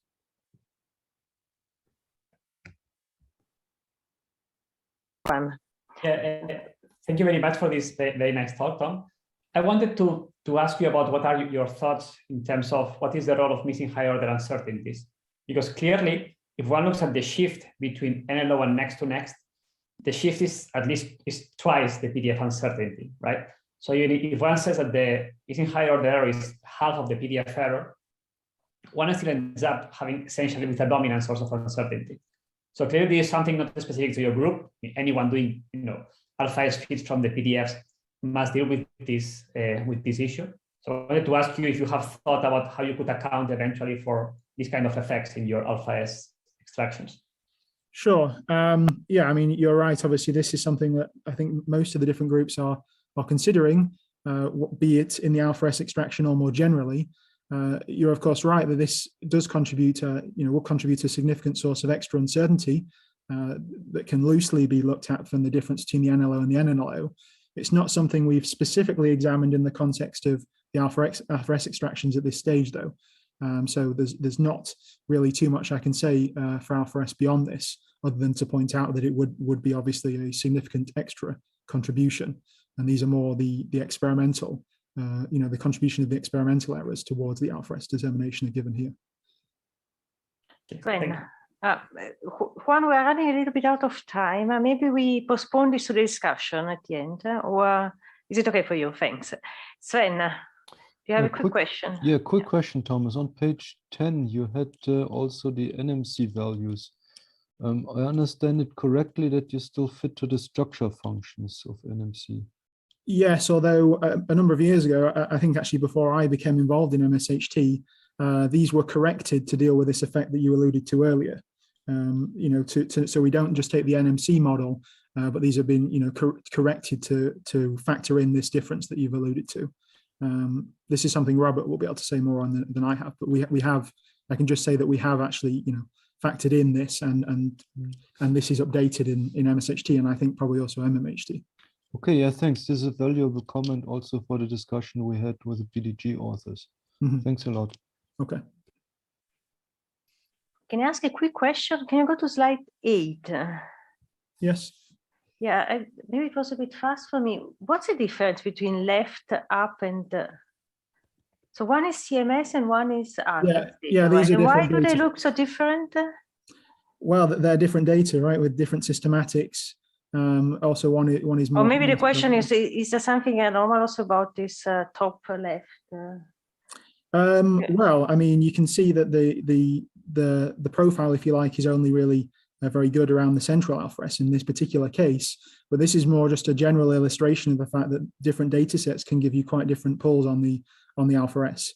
This is part of the reason we apply the tolerance criterion when we're determining the individual data set bounds, because if you were to apply, you can see there's quite different pulls. So you need to allow an increased delta chi-squared when you're considering these bounds to factor in the fact that you do get differences between the different experiments. Okay. That's a general comment rather than something specific to these. Okay. Just let me jump in very rapidly. I had a question here. Do you use the absolute cross-section here, or is the differential shape that is employed? Do you how do you absolutely normalize the cross-sections here in the data, as namely in the fit? I believe these are differential data. I'd have to check if it was absolute or normalized. To be honest, we generally prefer to use absolute cross-sections rather than normalized, though. But I'd have to check for this particular data set, to be honest. But I can get back to you on that. Okay. Mm-hmm. Okay, I see one more hand by Robert. Well, it was actually going to be a couple of further comments to both Juan and to Sven, if that's okay, very brief in both cases. One is that we are looking into the higher order corrections, as are, I'm sure, all PDF level, including the effect on alpha S, but we don't have the final results yet. So you will hear some more about that one. But as I said, it isn't finished at the moment. And as far as this NMC data issue is concerned, we wrote a paper including the correction to this in 2011. So this is an issue that was dealt with a very long time ago and has been in all subsequent MMHT, MSHT updates. Thank you. Yeah, thanks, Robert, for clarifying this. And there was one more hand, maybe the last question now, Katerina. Hi, thanks a lot. So I have a question on the slide number 7, where you do the scans for alpha S using the top quark data. You make a statement here that for the NLO you get the unrealistic top quark mass. So that is a top quark mass of 169.9, which you're mentioning here, right? Yes. Well, I assume that you are using the pole mass scheme anyway in this scan, right? Sure. So they maybe related a bit to the comment by Juan. I mean, if you consider the scale uncertainty here, which is about 2 GeV or more for the pole mass scheme at next to leading order, I would not be worried about this value being unphysical. It's basically the same what you get at NNLO. Okay, it's as I mentioned, it's also that you get a relatively poor fit as well. So it's not just the MT. Yes, right. But for the inclusive top quark production, actually also meanwhile for the differential, we know that the next to leading order corrections are quite large, and exactly that doesn't do actually very well here. Yes, which is that's part of the. It's not just the M top value being low; it's the poor fit and the large NNLO corrections are the reason contribute to us dropping it. Right. But I'm very curious about the discussion later, which we have about the inclusion of the higher order corrections in the uncertainties. Sure. Yes, me too. Okay, wonderful. So Thomas, thank you again very much for this wonderful talk. So thank you very much for the organizers for inviting me to give this talk. This is going to be the talk is a bit less detailed as the one from the previous speakers, mostly because first NMPDF 4.0 is more recent, and also because we have results obtained really very recently. This morning I was producing the final plots for this talk. So I try to keep this a bit informal. If people would like to learn more about the technicalities, please, they come talk to me afterwards. So first of all, I wanted to talk about NMPDF 4.0. So just to give people that are not familiar with our field, what are the new ingredients as compared to previous determinations. Then I will present some previous results about how in NMPDF we can extract alpha S from our fits. This was a paper from 2008 about NMPDF 3.1. And then in the second part of the talk, I will present some very new results about alpha S in the context of 4.0, and also about new methodologies that we are developing in order to extract more efficiently, not only alpha S, but also other SM and BSM parameters from the experimental data. So as I said, let me start by reminding people about NMPDF 4.0, what are its main ingredients. So this is the data set in NMPDF 4.0. It covers a wide kinematical range and adds almost 500 data points more as compared to its predecessor NMPDF 3.1. And as you can see, we have a broad kinematical coverage, both in X and in Q square. We have several brand new processes for the first time in a PDF fit, such as DieJets, direct photon, JSJets, or W plus JS data. And crucially, we have several processes that are directly sensitive to the gluon and to alpha S, such as inclusive jets, DieJets, top quark reproduction, direct photon production, and the ZPT. So clearly, there's a lot of information concerning alpha S in this analysis, and the goal is to exploit it. So to give you an idea of the increase in the data set when going from the first NMPDF feeds to our latest release, we can look, for example, at the number of data points in the left axis and the number of data sets in the right axis. And you can see that from 3.1, we had maybe 50 data sets, and then it's 90 in 4.0. This is in some sense a more interesting measure as compared to the number of points, because adding a new data set means adding a new observable, a new combination that constrains a different combination in the PDF label space. So to give you an idea that we are really adding a lot of information, especially benefiting from the very nice measurements from LHC and also from the latest measurements from HERA. So in NMPDF 4.0, the new ingredient is not only the data, we also have a significantly improved fitting methodology and also some improved theory calculations. In particular, we have a new machine learning method based on stochastic gradient descent as compared to genetic algorithm in our previous iterations. And we have implemented, it's called an automated model hyperparameter optimization, which essentially means that, for example, the neural network architecture shown here is not chosen by trial and error, but essentially we have a procedure whereby the number of neurons, the number of layers, or the type of activation functions, they are chosen automatically from the data, which is important because as we increase the data set and we have more precise theory and calculations, we want to keep eliminating any potential source of residual bias, such as the choice of architecture. And also we validate our errors with various tests, such as future tests and closure tests, which I will briefly explain here. So this is a result of what I said is the hyper-optimization. So essentially, we run a large number of fits to the same data set. Each time we vary some of the hyperparameters. For example, we run 1,000 fits, each one with a different architecture or with a different type of optimizer. And then we select which is the combination that leads to a better performance, both in terms of, say, reliable results, but also in terms of computing efficiency. And we verify that this choice is relatively stable with respect to the end results. So for example, if one does this hyperopt in slightly different ways, the results are unchanged. So this is important because it removes a potential source of residual bias from the fit, which is now absent in 4.0. So here I have an animation to show how the fit evolves. So at the beginning, each of these lines here is a Monte Carlo replica, so it's a possible solution. Green is for the gluon, orange is for the valence up quark, and then blue is for the anti-up quark. And of course, at the beginning, there is no information, so everything is a bit of a mess. As the training goes on, the data start to constrain these individual replicas. So the band is the 1 sigma error. Of course, you can see that most replicas converge quite quickly, but several of them remain as outliers. So the algorithm has to spend some extra time in order to achieve a satisfactory minimum. What is the end result? So at the beginning of the minimization, we end up with replicas which are all smooth, that there are no outliers, and hence the 1 sigma error band is very similar to a 68% confidence level interval. So for example, here we have for the up balance this outlier that now has been properly trained. And then we end up with replicas, which are all of them smooth with a reasonable shape without wiggles or weird behavior, and also with an error band, which is well behaved. As I said, we validate our errors with a battery of tests. For example, we use something called closure test, which means that we assume some underlying law, could be CT18, for example, could be MSHT20.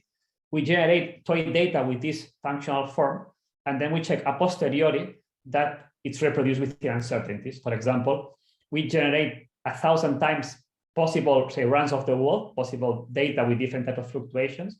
We run a PDF feed in each of these pseudo data, and we check that the result, basically fluctuates around 0 about the true underlying law with 1 sigma variance. And indeed, this is what we get from the closure test.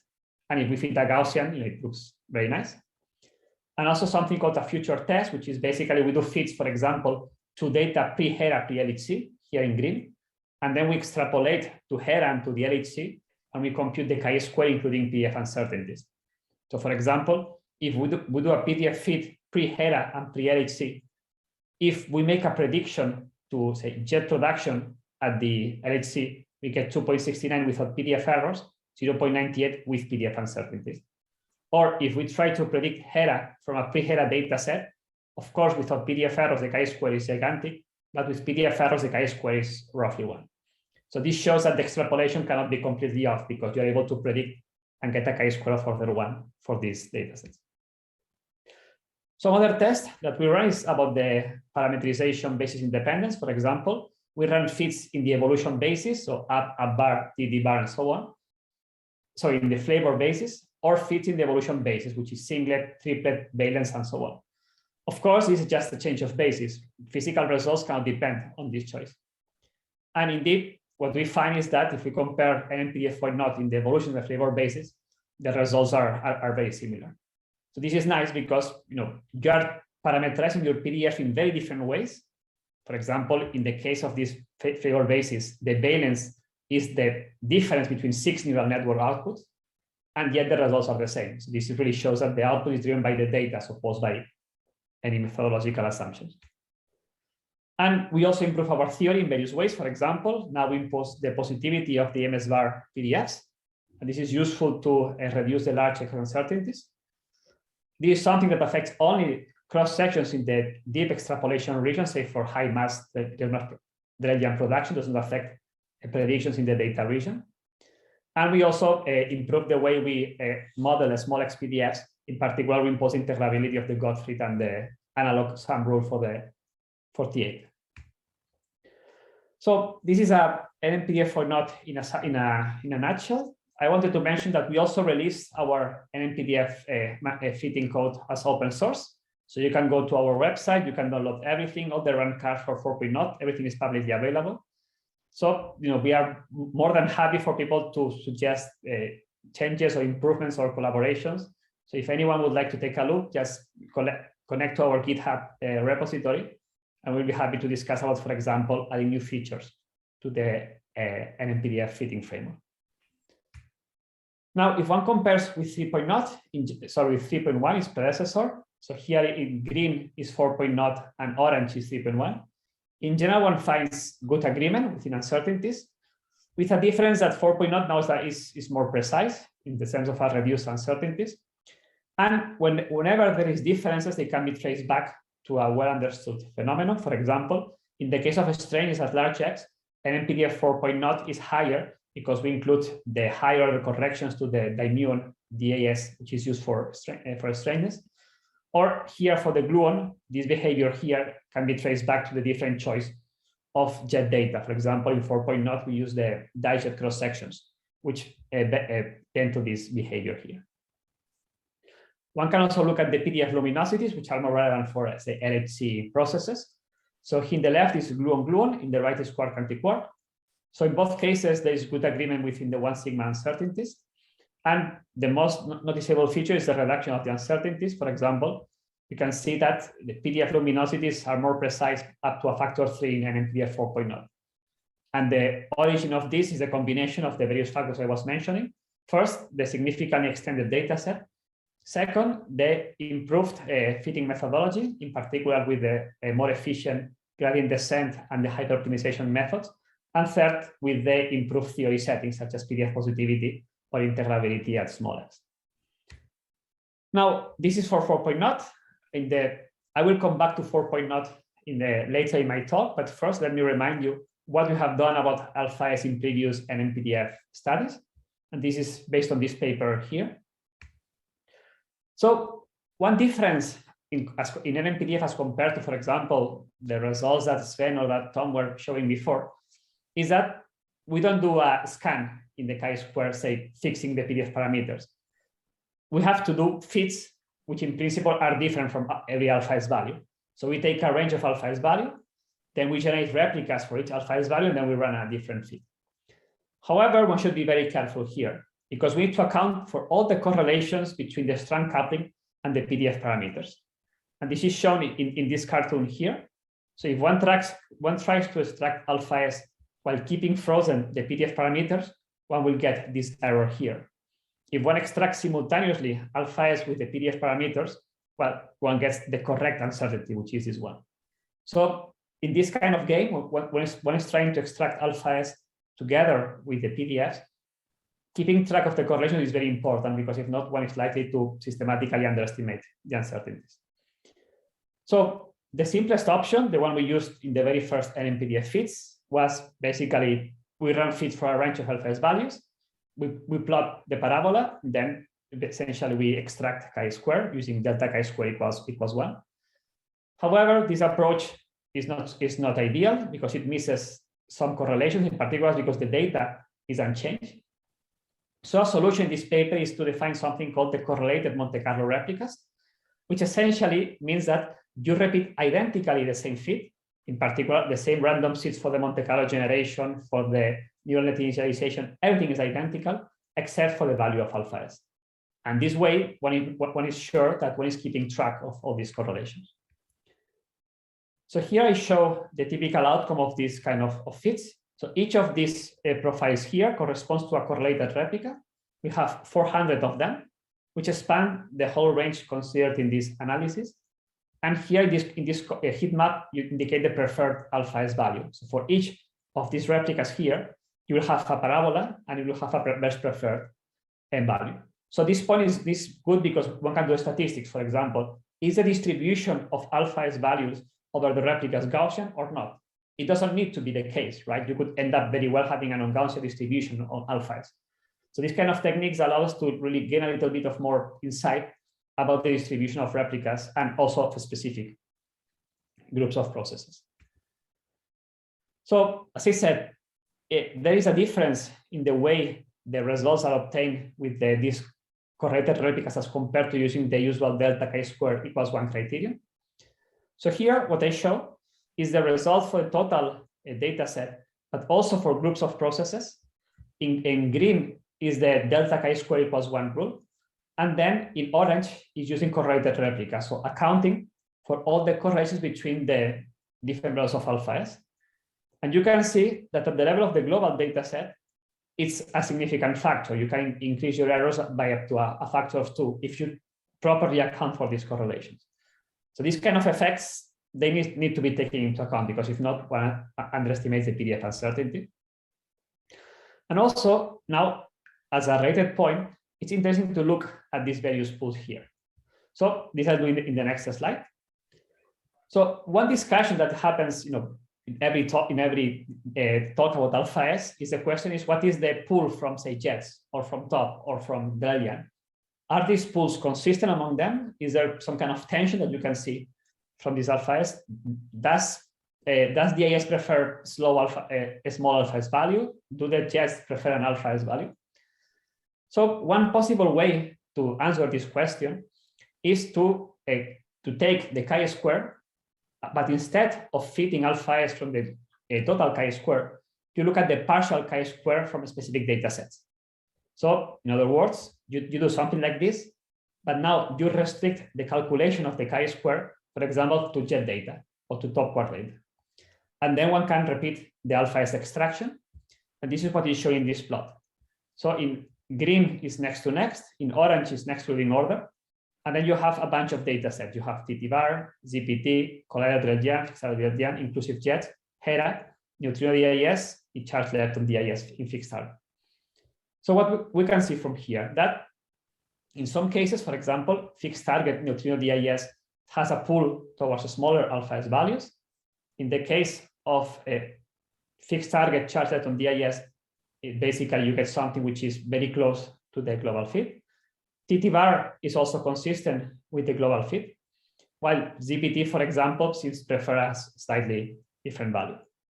However, we should be very careful because there are caveats here.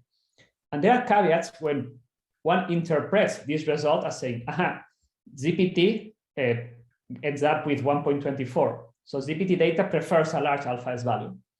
This is not true. What this plot shows is that in the context of a global fit, what is the value of alpha S preferred, say, by ZPT, subject to the constraints provided by all other measurements?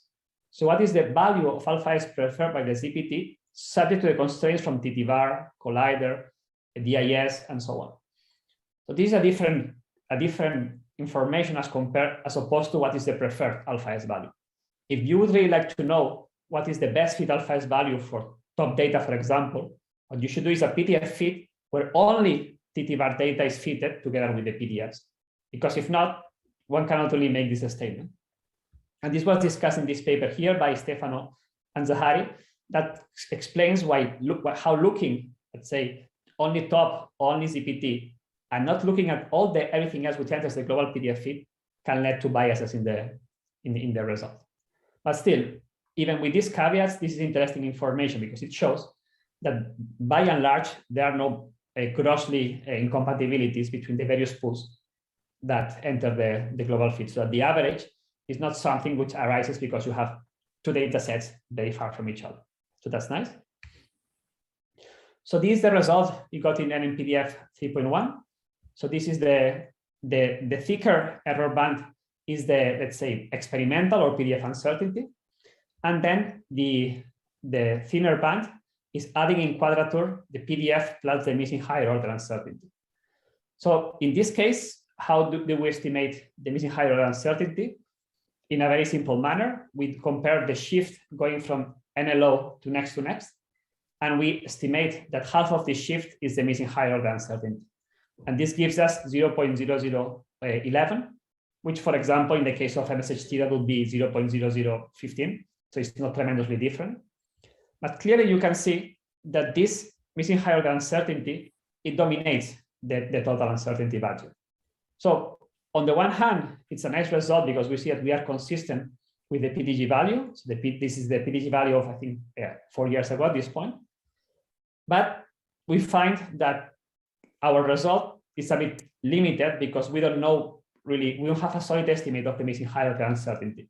But we don't have it, no one else has it. So this is something that a limitation that affects all alpha S fits from PDFs. And this is also showing with an agreement with MSHT 14 and also with our previous NMPDF 4.1, 2.1 determination. So bottom line, in 3.1, we agree with the PDG. We also agree with previous NMPDF determinations, but the precision is limited by missing higher order uncertainties. Actually, it's one of the things that motivated us to study the topic of theory errors in the PDFs, and we wrote 2 papers about that in the following year. So far, we have not yet applied our estimate of theory errors in the PDF to alpha S extractions, but this is high in our to-do list, and this is high in the to-do list of everyone else, as also Robert was mentioning before. Okay, so now I can go to business, to the results of alpha S from 4.0. And as I said, this is really preliminary. This morning I just finished putting together some plots. So if apologies if there are some mistakes. So what are we doing here? So the first thing we are doing is trying to do a simple parabolic fit, just to understand if the chi-square profiles are different or similar as compared to previous studies. So we take 2 batches of correlated replicas and we run 400 replicas for each alpha S value. So essentially we have 400 replicas for each alpha S value between 0.114 and 0.122. So in total, we have maybe 5,000 replicas or so, because we also apply a denser coverage near the expected PDG minimum. So here I will show results from parabolic fits. The ones based on correct replicas are work in progress. Here I showed the gluon in NMPDF 4.0 for different alpha S values. And as also Tom noted before, the gluon PDF is correlated to alpha S at large X and anti-correlated at small x. And the fact that there is this correlation is what makes the use of gluon sensitive measurements so important for alpha S fits, such as TT bar, jets, and so on. And also explains why really if you are analyzing data from hadron colliders, it's challenging to extract alpha S without accounting also for the corresponding shift in the PDFs. These are the corresponding plots for up bar, C and S. So alpha S is varied between 116 and 120. And one sees that, for example, in the case of strange or anti-up, there is a relatively small sensitivity. In the case of charm, it's a higher one. And this makes sense because charm is strongly coupled to the gluon, specifically in the region where the below X 0.1. So these are what we get from NMPDF 4.0 so far. As I said, what we do is we run fits variants of 4.0 for different values of alpha S. So 114, 115, 116, and so on. And then we generate sufficient replicas to make sure that the statistics are sufficient enough. This is probably not the case with the results shown here, but we are working on increasing our statistics so to end up with a nicer looking parabola. In any case, it's clear that except for this outlier here, for which we probably need more statistics, the results are not too different from a parabola, and this is nice. So the red squares is what we get from the global fit, and then the blue curve is a parabolic fit. So if I do this parabolic fit, what I get is that alpha S is 0.1191 with PDF or say experimental data error, which is quite small, 0.003. However, we don't know yet what is the methodological uncertainty. It remains to be estimated. For this, we use the correct replica method. And also, we don't know the missing high order error. This still is work in progress. So if we compare with the previous result, NMPDF 3.1, that was 0.1185 with 0.005 PDF error, 0.0001 methodological error, and then 0.001 missing high order uncertainty. So as was the case previously, it is likely that also in the case of 4.0, missing high order errors end up being the limiting factor in the precision of our determination. This is something that is difficult to improve unless one goes to one order higher. So one performs extraction based on n to the cube leading order. But I cannot give you a number here, but please stay tuned. And this is the corresponding parabola. If I look at the chi-square only for the top data, here this is a very nice parabola, and alpha S is 0.1196 plus or minus 0.007 PDF, and again, unknowns methodological and missing high order uncertainties. So bottom line, the constraints that one gets from top quark data seem to be aligned and consistent with those from the global fit results. And this is something similar from other data sets. So in general, there's a picture of consistency. As I said, this should not be interpreted as what is the best fit value to the top quark data. This is what we get in the context of a global fit where we fit various groups of data. And this is what the most likely fit, the preferred fit to the top quark data, subject to the constraints of jets, DIS, and so forth. So if I would really wanted to answer what is the preferred value of alpha S from TT bar data, I would need a PDF fit only with these measurements. Okay, and in the last 2-3 minutes, let me briefly sketch a very recent development in terms of this purely methodology. I don't have results, but I think it's also worth mentioning. And this is a paper by Maria and his PhD candidate Shayani Anipur, where they developed a new machine learning technique to simultaneously extract a PDF together with SM or BSM parameters.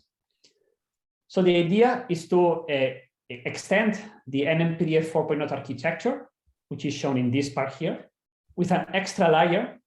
And this layer is the parameters of this layer are essentially a number of external coefficients that have nothing to do with PDFs. Could be alpha S, could be M charm, or could be also BSM parameters, say AFT Wilson coefficients. Crucially, one difference is that here in this neural network, you are trying to parameterize a continuous function, but this extra layer here, this edge, what gives you sensitivity to a discrete coefficient, say alpha S, MC, or some other coefficients. So one is able to re-express the optimization problem as an optimization problem where one is optimizing simultaneously with respect to the PDF parameters, which are the weights and the thresholds of this architecture, which produce a prediction for the luminosity at the initial scale Q0. This is convoluted with some QCD kernel, including for the PDF evolution and for the Bartonic matrix element. And this kernel can depend on some coefficients, such as alpha S, which are not fitted simultaneously together with the PDFs. So this has several advantages. For example, these kind of Hessian fits are not needed anymore. We don't need to run fits for a variety of alpha S values.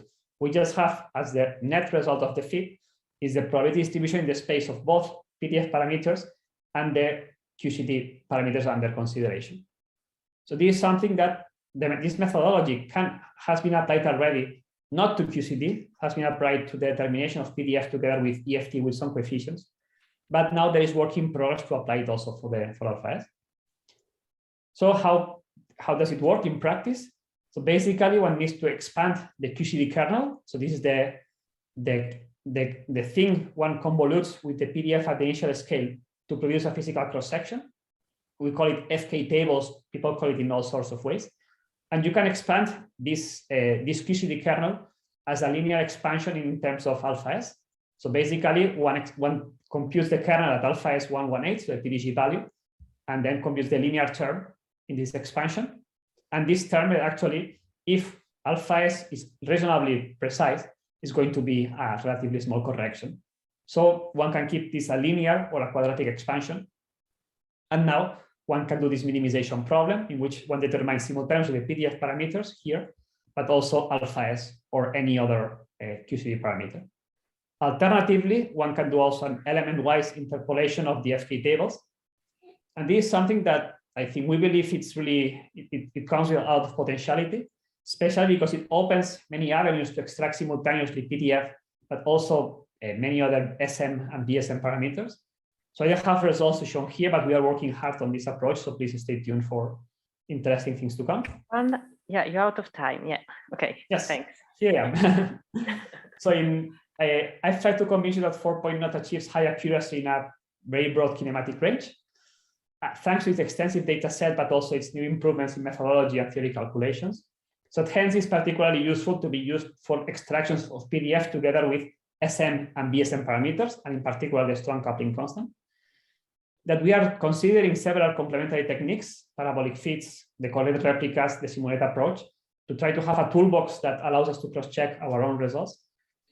And that a limiting factor in alpha S extractions from global fits is the robust estimate of the missing higher order uncertainties. So this is still an open problem in the community because it requires estimating these missing higher orders also to the PDFs. One cannot estimate it only for the alpha S, not on the PDFs. So for example, here, in the context of our theory covariance matrix approach, we are working on extending it to the case of next to next and also to alpha S. So I think we hope to have results for this relatively soon. So stay tuned and thanks for your attention. Wonderful. Thank you, Juan, for this very clear talk, for this sharing these new results. So we have, I think, already one question in the chat. You have 3 questions, maybe. Okay. Yeah. Maybe other people can go first. Bogdan and then Ekaterina. So there is a, wait a second, there is a question in the chat. Maybe you want to address this first. How consistent are the NMPDF 3.0, 4.0 results if you take the data and missing higher order uncertainties as nearly 100% correlated between the two fits? Juan. Yes, that's a very good question. So actually, in the context of 3.1, we have an estimate of missing higher orders.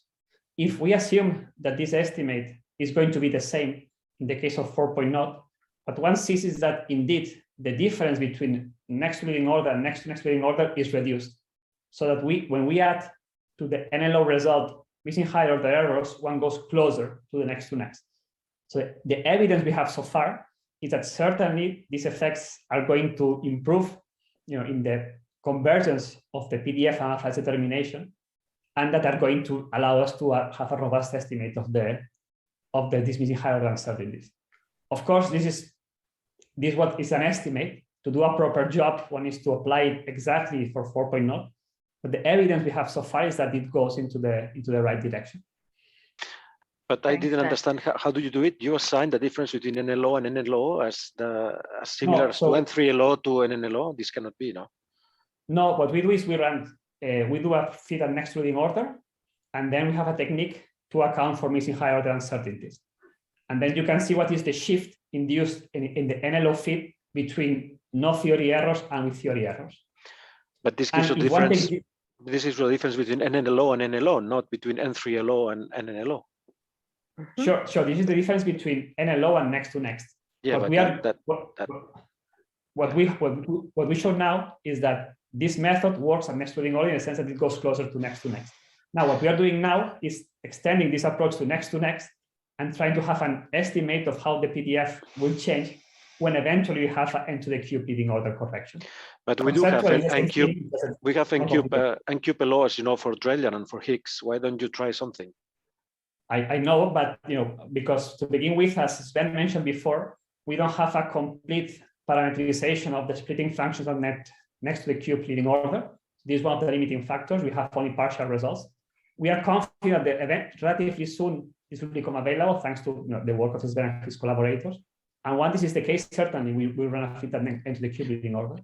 But you didn't mention electroweak. I mean, when you care about this... Sorry, David, there are other questions as well, and we don't have much time. Maybe we can, again, move this to the discussion session. There is a question of Bogdan. Yes. Hello. Yes, thanks for the nice talk one. I think it's very nice to see that now the theory covariance matrices are included by NNPDF. We've done this in a series of Atlas papers since 2014, so it's very nice that you have this too now. My question is about the digits that you have included in 4.0 instead of inclusive jets.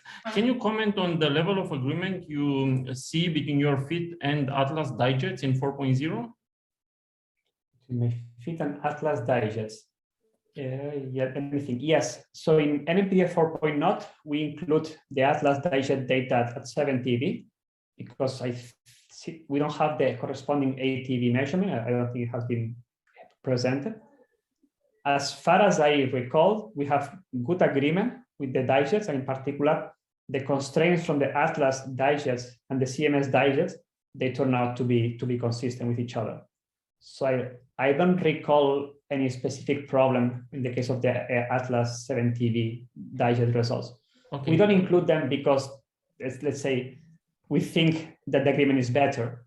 We include them because we have theoretical reasons that suggest that digests might be more suitable than inclusive jets in the context of these PDF studies. But whenever possible, we try to compare the results from both sets of processes. In the 4.0 paper, you will have a study where compare what happens if, for example, digets are replaced with inclusive jets. And in general, there is good consistency. Okay, we have a question. Thanks. We have also the 13 TeV, just to say.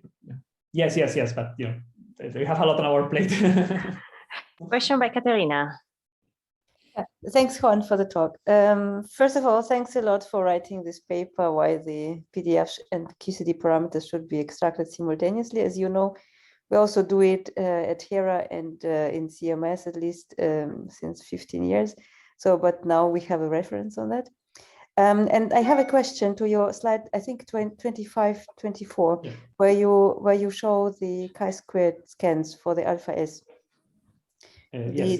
The total and for the top part. Yes. So for, if I look at the total, actually I think we still have to also to see to judge the quality of the fit from the minimum of the chi-square. So from this fit, if it is your global, so I get like chi-square over the number of points of 1.14, which is quite good.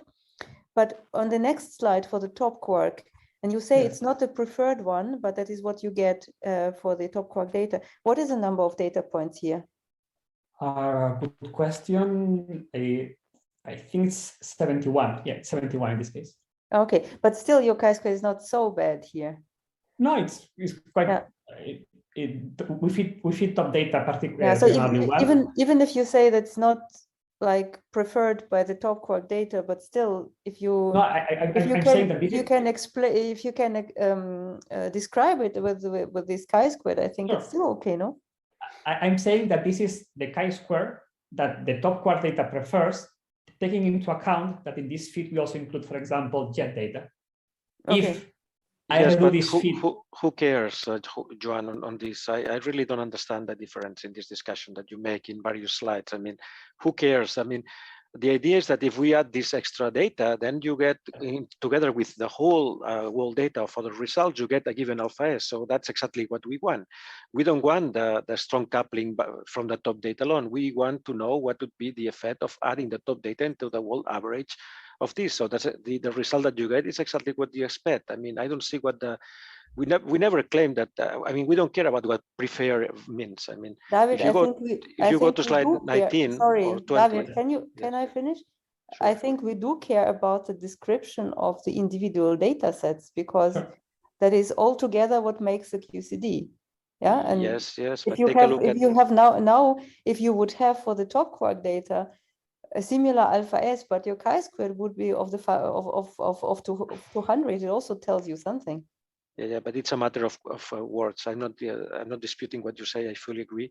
The only thing is that we don't care if this is the value. I mean, nobody cares if this is the value of the strong coupling preferred at the top data. What we want to assess is what will happen to the world average alpha S in this PDF fit if we include this extra data. That's exactly what we want.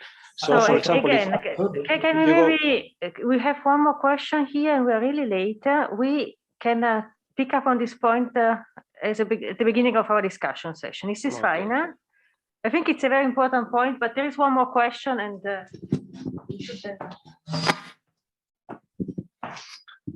Hi, so thank you. I will be very fast. It's just a quick question on your correlated Monte Carlo. So let me understand this correctly. What you do is to repeat your HMC for the Bayesian inference with the same seed for all random numbers, everything exactly the same, except for the value of the strong coupling. Yes. And how many of these values do you have? I mean, is 10 or is 1,000? Is to know the order of magnitude, more or less. We have 20 values of alpha S, and for each value of alpha S, we have of the order of 400 independent, say, samples in the Monte Carlo space. Okay. Thank you very much. Thank you. Juan, I actually had a 2-second question as well. Okay. What about you have a lot of new data, but nothing for dye boson production is included. Is there a plan to include this data, or why not? I think we've discussed dye boson several times. I think that the answer is that dye boson are mostly sensitive to the valence quarks, or let's say to up and down quarks in a region where they are reasonably well constrained, for example, for other processes.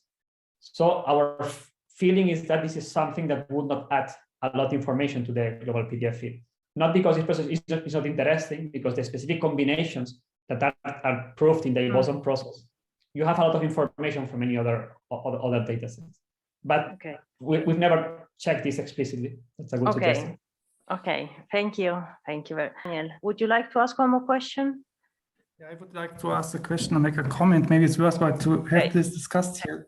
I would ask about the inclusion of the theory uncertainties into the fit. But I think this is not a valid approach, because one cannot determine the model and the model parameter at a time in a fit, because what you then get out for the model parameter is not the parameter, the alpha S, for a well-defined theory, but you just get a parameter for a model that you have fitted to the data. This is not basically what you want to get. So one cannot, from first principle, determine the model and the parameter at that time. And secondly, what is essentially done in these kinds of fits, basically the data constrains the theory. And after the inclusion of the theory uncertainties, you know more on the theory than you know before. But this is, of course, not true, because it did not do any calculation. So it's difficult to understand what it means when one includes the theory uncertainties in such a fit, and how to interpret the IFS that you get out of such a fit. Well, I'm not sure what one learns more about the theory. On the contrary, as also Bogdan was mentioning before, if one includes theory errors in the covariance matrix, in general, one ends up with larger uncertainties, either on the PDFs or in the parameters under consideration.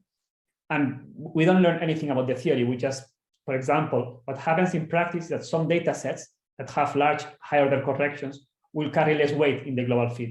And those processes that are more precise will carry a bit more weight. So you have two effects. In general, your errors will increase by some amount, but also you will change the balance between data sets because those with higher higher corrections will carry less weight. So this means that you will end up typically with somewhat larger uncertainties, but also with a shift in central values. And you are not learning anything new about the theory. You are saying that you are in some sense optimizing a more realistic figure of merit in the parameter space. But we can discuss offline. It's a very interesting point. That's not true. You learn about the theory because the theory uncertainties are constrained in the fit by the data. Oh, yeah. And essentially, if you evaluate them afterwards, you can publish a theory that has smaller uncertainties than the theory you had before. It depends how you include them. For example, in the approach that we discussed in the NMPDF theory papers, we don't do anything in the fit. We extend the chi-square, and we have a different covariance matrix. So one is exploring a slightly different parameter space. But we are not fitting anything about the theory. We are just saying that the actual uncertainty is bigger and is rebalanced between processes. Okay, sorry, I have to... Well, good afternoon, everyone, and it's still good, very early morning on my side, and I'm very glad that I got this very interesting session. I'll try to be brief. My first goal, of course, is to tell you about the alpha S determination of the CTEC global analysis. Before I do it, I wish to say a couple of words as a convener of the SNOMAS Energy Frontier Working Group 6 dedicated to PDFs and hidden structures. So I wish to thank the organizers of this very interesting workshop to very seriously pursue the study of the alpha S determination and for initiating the white paper. So this white paper is very welcome, and we hope to be in touch with you guys. Now, because of the time zone differences, we may or may not be able to participate in the various discussions, but we do want to keep in touch. And so we want to therefore be involved, and again, like I will try to connect, but if not, please forgive us, because again, there are many other things going on. For example, I will miss today's discussion because I teach at the same time, and therefore I will try to say all the essential information in this talk. I will not be able to answer it later. Now, I prepared a few slides, and again, because we have many other things that are going on, I didn't have time to collect as detailed and kind of directly related to alpha S information as in the previous talks by Tom and Juan. However, they made my task much easier, so I don't have to go through all these discussions of the various physical issues that are studied in the PDF analysis. I will show you some of the key results from the CT18 analysis, and so one of them is you see on the slide.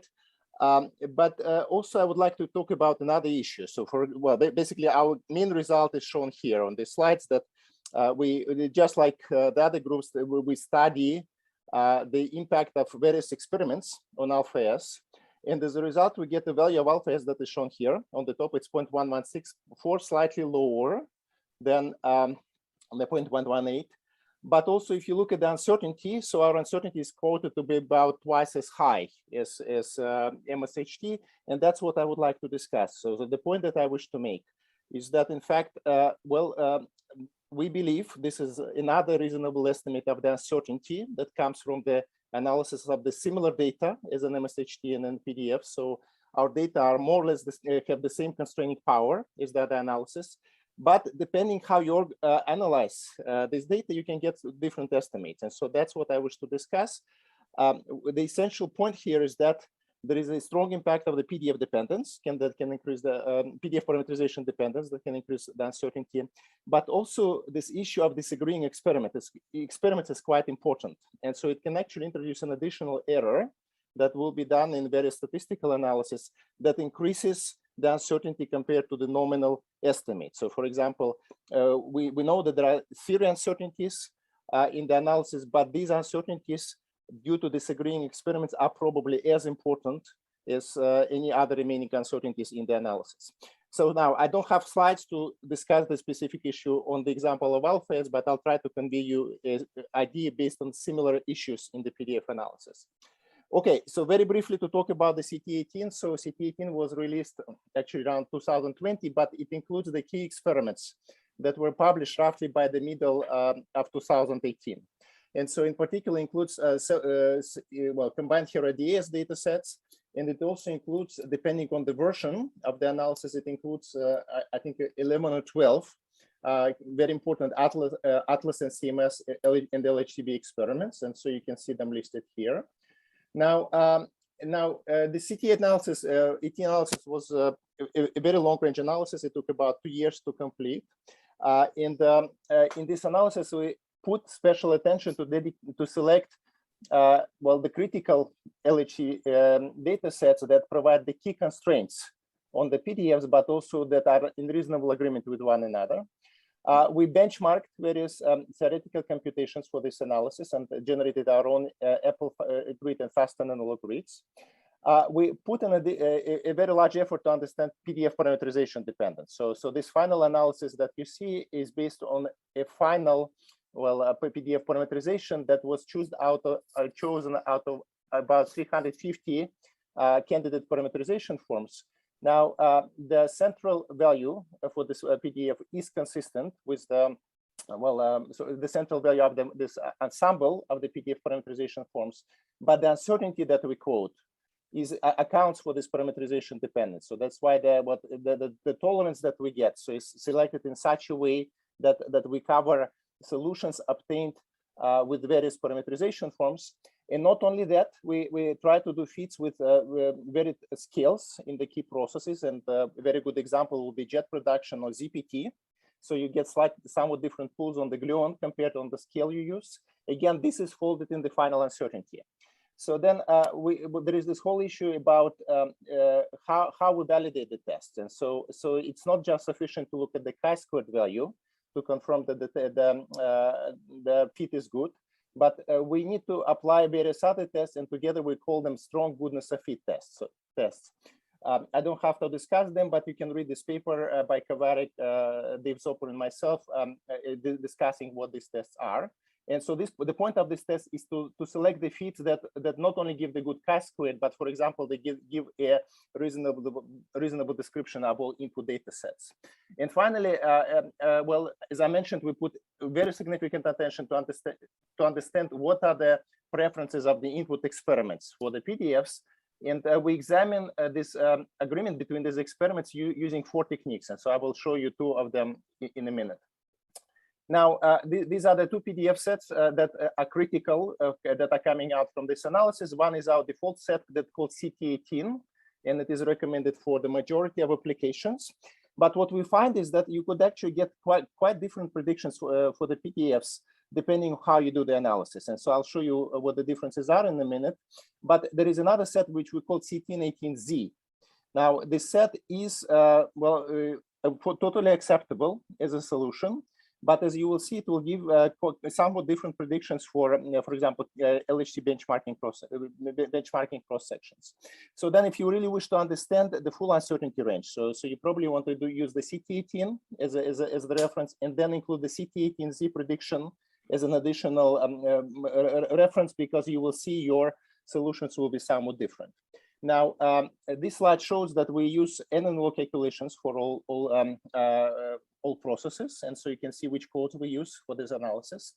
Now, this slide, as I mentioned, shows the variations in our central fits depending on the parameterization forms we use. And so then the blue band, which corresponds to our final uncertainty, encompasses, I think in this case, 68% of the replicas that we get from varying the parameterization forms.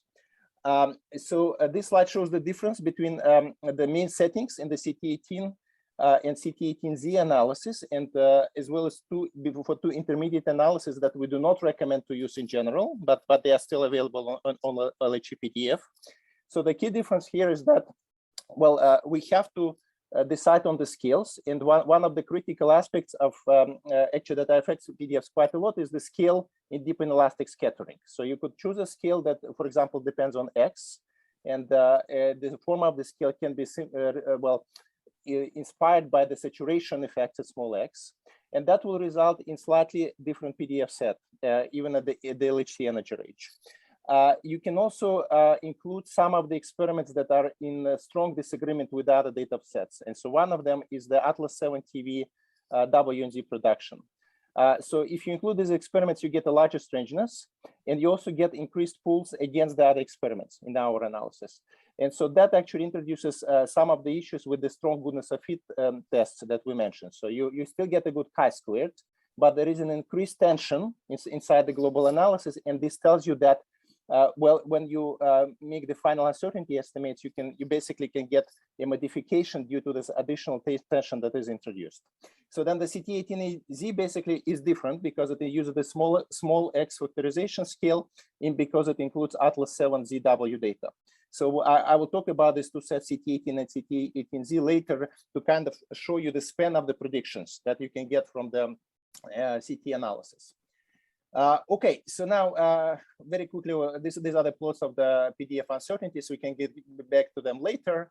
But now one question that we address is which hadronic experiments provide the strongest, the most promising constraints on PDFs and alpha S?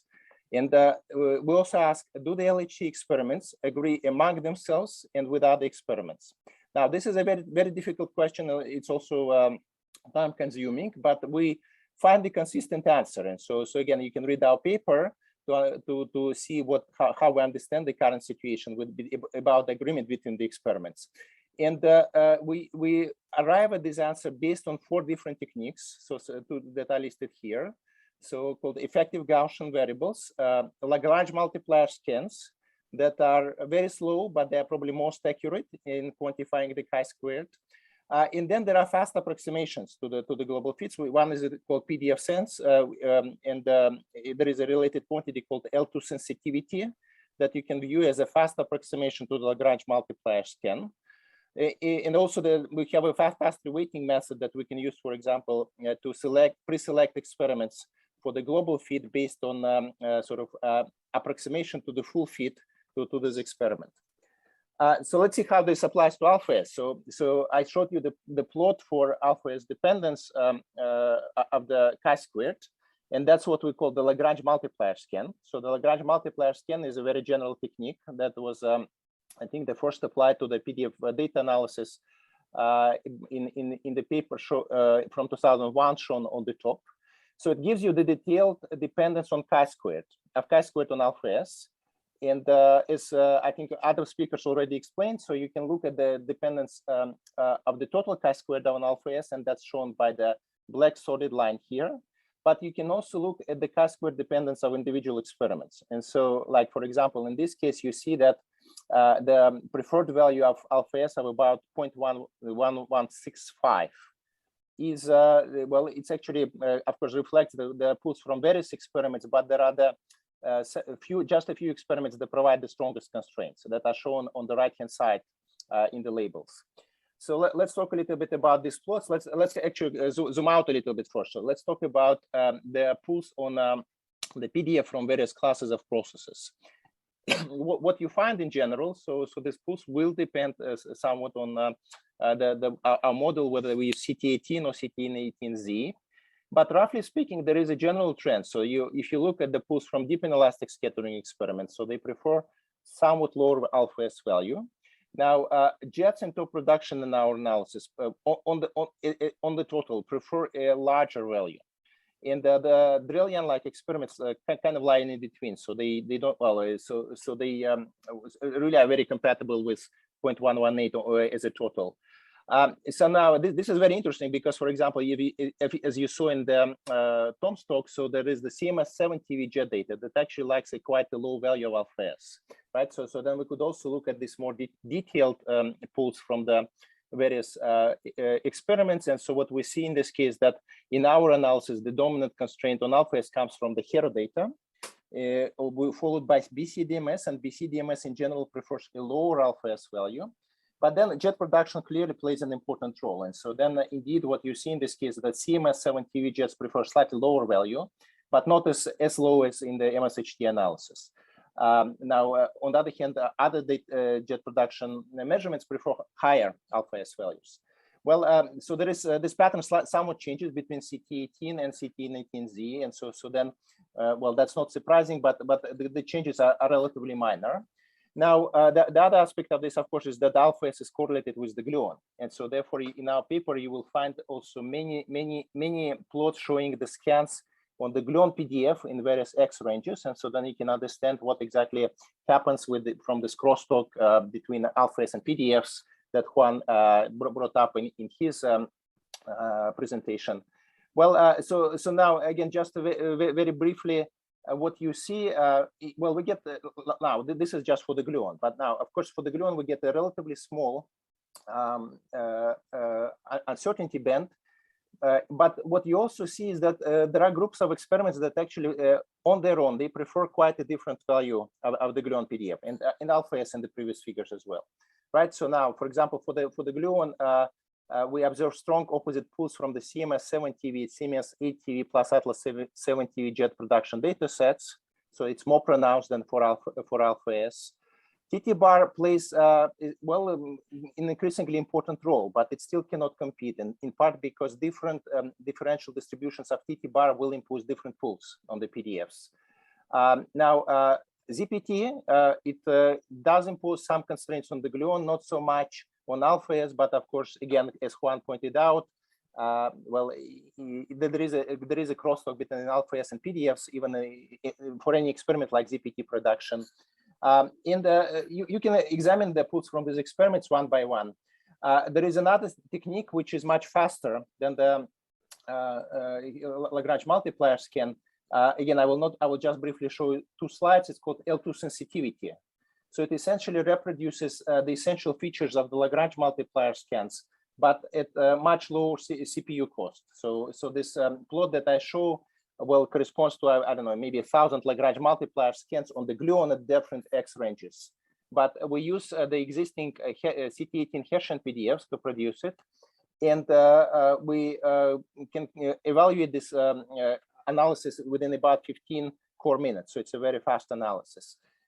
We can evaluate it for all flavors at once. So it is a very fast analysis. It actually provides the same physics information in many cases as the more slow but more accurate Lagrange multiplier scans. Now, since again, I try to be short, so I will just move on to the kind of the main message of my talk. And again, what you see from the plots that I showed is that we believe we believe the uncertainty on alpha S is still larger than 0.001 larger. And the question is, why is it the case? Well, we are writing a paper on that, so hopefully we'll finish it in the next few weeks. But the essential idea boils down to the following: so we have disagreeing experiments in the analysis, and the process for including them or treating them will affect the alpha S value. So this, well, this feature needs to be examined together with the other features. Now, if the experiments disagree, so there is no unique prescription for doing that. So now the delta chi-squared criterion equal 1 clearly will not work, because you see the pulls from the experiments that are separated by very large distance that is much larger than the uncertainty due to the delta chi-squared equal 1. But then different groups use different approaches to estimate the resulting uncertainty. And the differences that you see are reflecting not only the different methods and let's say select methods, orders of calculations in the fits, but they also quite critically reflect the procedure to deal with this issue of the tension. Now, just to give you an example, well, this is a related plot which shows the Lagrange multiplier scan on RS. And imagine that this is basically the same plot as was shown by Tom or Juan when we discussed the pulls of experiments on alpha S. And what you see in this kind of plots is that, of course, you can get a pretty small uncertainty, especially if you use a so-called dynamic tolerance. So in the dynamic tolerance, the allowed uncertainty on alpha S will be determined just by 2 experiments. So one experiment provides the strictest upper bound, and one experiment provides the lower bound. Now, in some of these cases, these two disagreement experiments will disagree by 5 or 6 sigma of the combined uncertainty. So then you can ask the question, well, let's imagine we take out this experiment from the analysis. So we include it with a different weight. How will the alpha S change? Well, if there is a large tension between the experiments, the alpha S can change by a lot because simply, you remove this very tight constraint. So there is additional pull from the experiments that pulls alpha S somewhere else. So therefore, if you really wish to include estimate alpha S uncertainty, so you have also to think about these tensions. And again, this is a kind of a challenging issue. And so therefore I just mention it, but please watch for our paper that will come out. We'll try to explain what is going on. But just as a final illustration to show you what may happen if we do not consider this uncertainty. Well, let's use predictions for the total cross sections as an example. Well, here you see predictions from various groups, including CT18 and CT18Z shown by the black and red ellipses, and also predictions from other groups shown by the different colors. Now, again, as I mentioned to you, the CT18Z analysis is very similar to CT18, but nonetheless, it gives the area ellipses that are only marginally overlap when we use the our final CT PDF uncertainties. Now, if we further start imposing this very precise constraints on the uncertainty, we may end up in a situation when we get very small error ellipses or error bands, but in fact, they will be nominally inconsistent with any previous version of the analysis or with other versions of the analysis that are done under similar conditions. And an example that you can see here is perhaps most pronounced for NNPDF 3.1 and 4.0. So these issues, again, needs to be studied. So clearly this also applies to alpha S, as you can imagine. Okay, well, so that's the final remark. And just as a final slide, I wish to show you many studies that have been going on after the publication of the CT18 paper, so you can see them here. So there is a study of implications of CT18 and NNO PDFs for experiments. There are so-called CT18X or CT18Z PDFs for small x, and so again they could be compared, for example, against the PDFs with the BF killer summation. We work on understanding combined hierarchy chart plus bottom data, which can constrain alpha S and the gluon in principle, except it doesn't agree well with other experiments. And again, if we include it, we have to address all these issues about disagreements that I have mentioned. There is a new there are new CT18 QED PDFs. We try to understand goodness of fit criteria. And again, I recommend to read this review of modern physics, where we discuss it in detail. There was a recent study of impact of deuteron DAS on CJ and CT PDFs, and so it was published last year. Sequence data is included in our analysis, and as well as there is another recent study about CTAC-T PDFs at large X. So with this, I wish to conclude and take your questions. Thank you for your attention.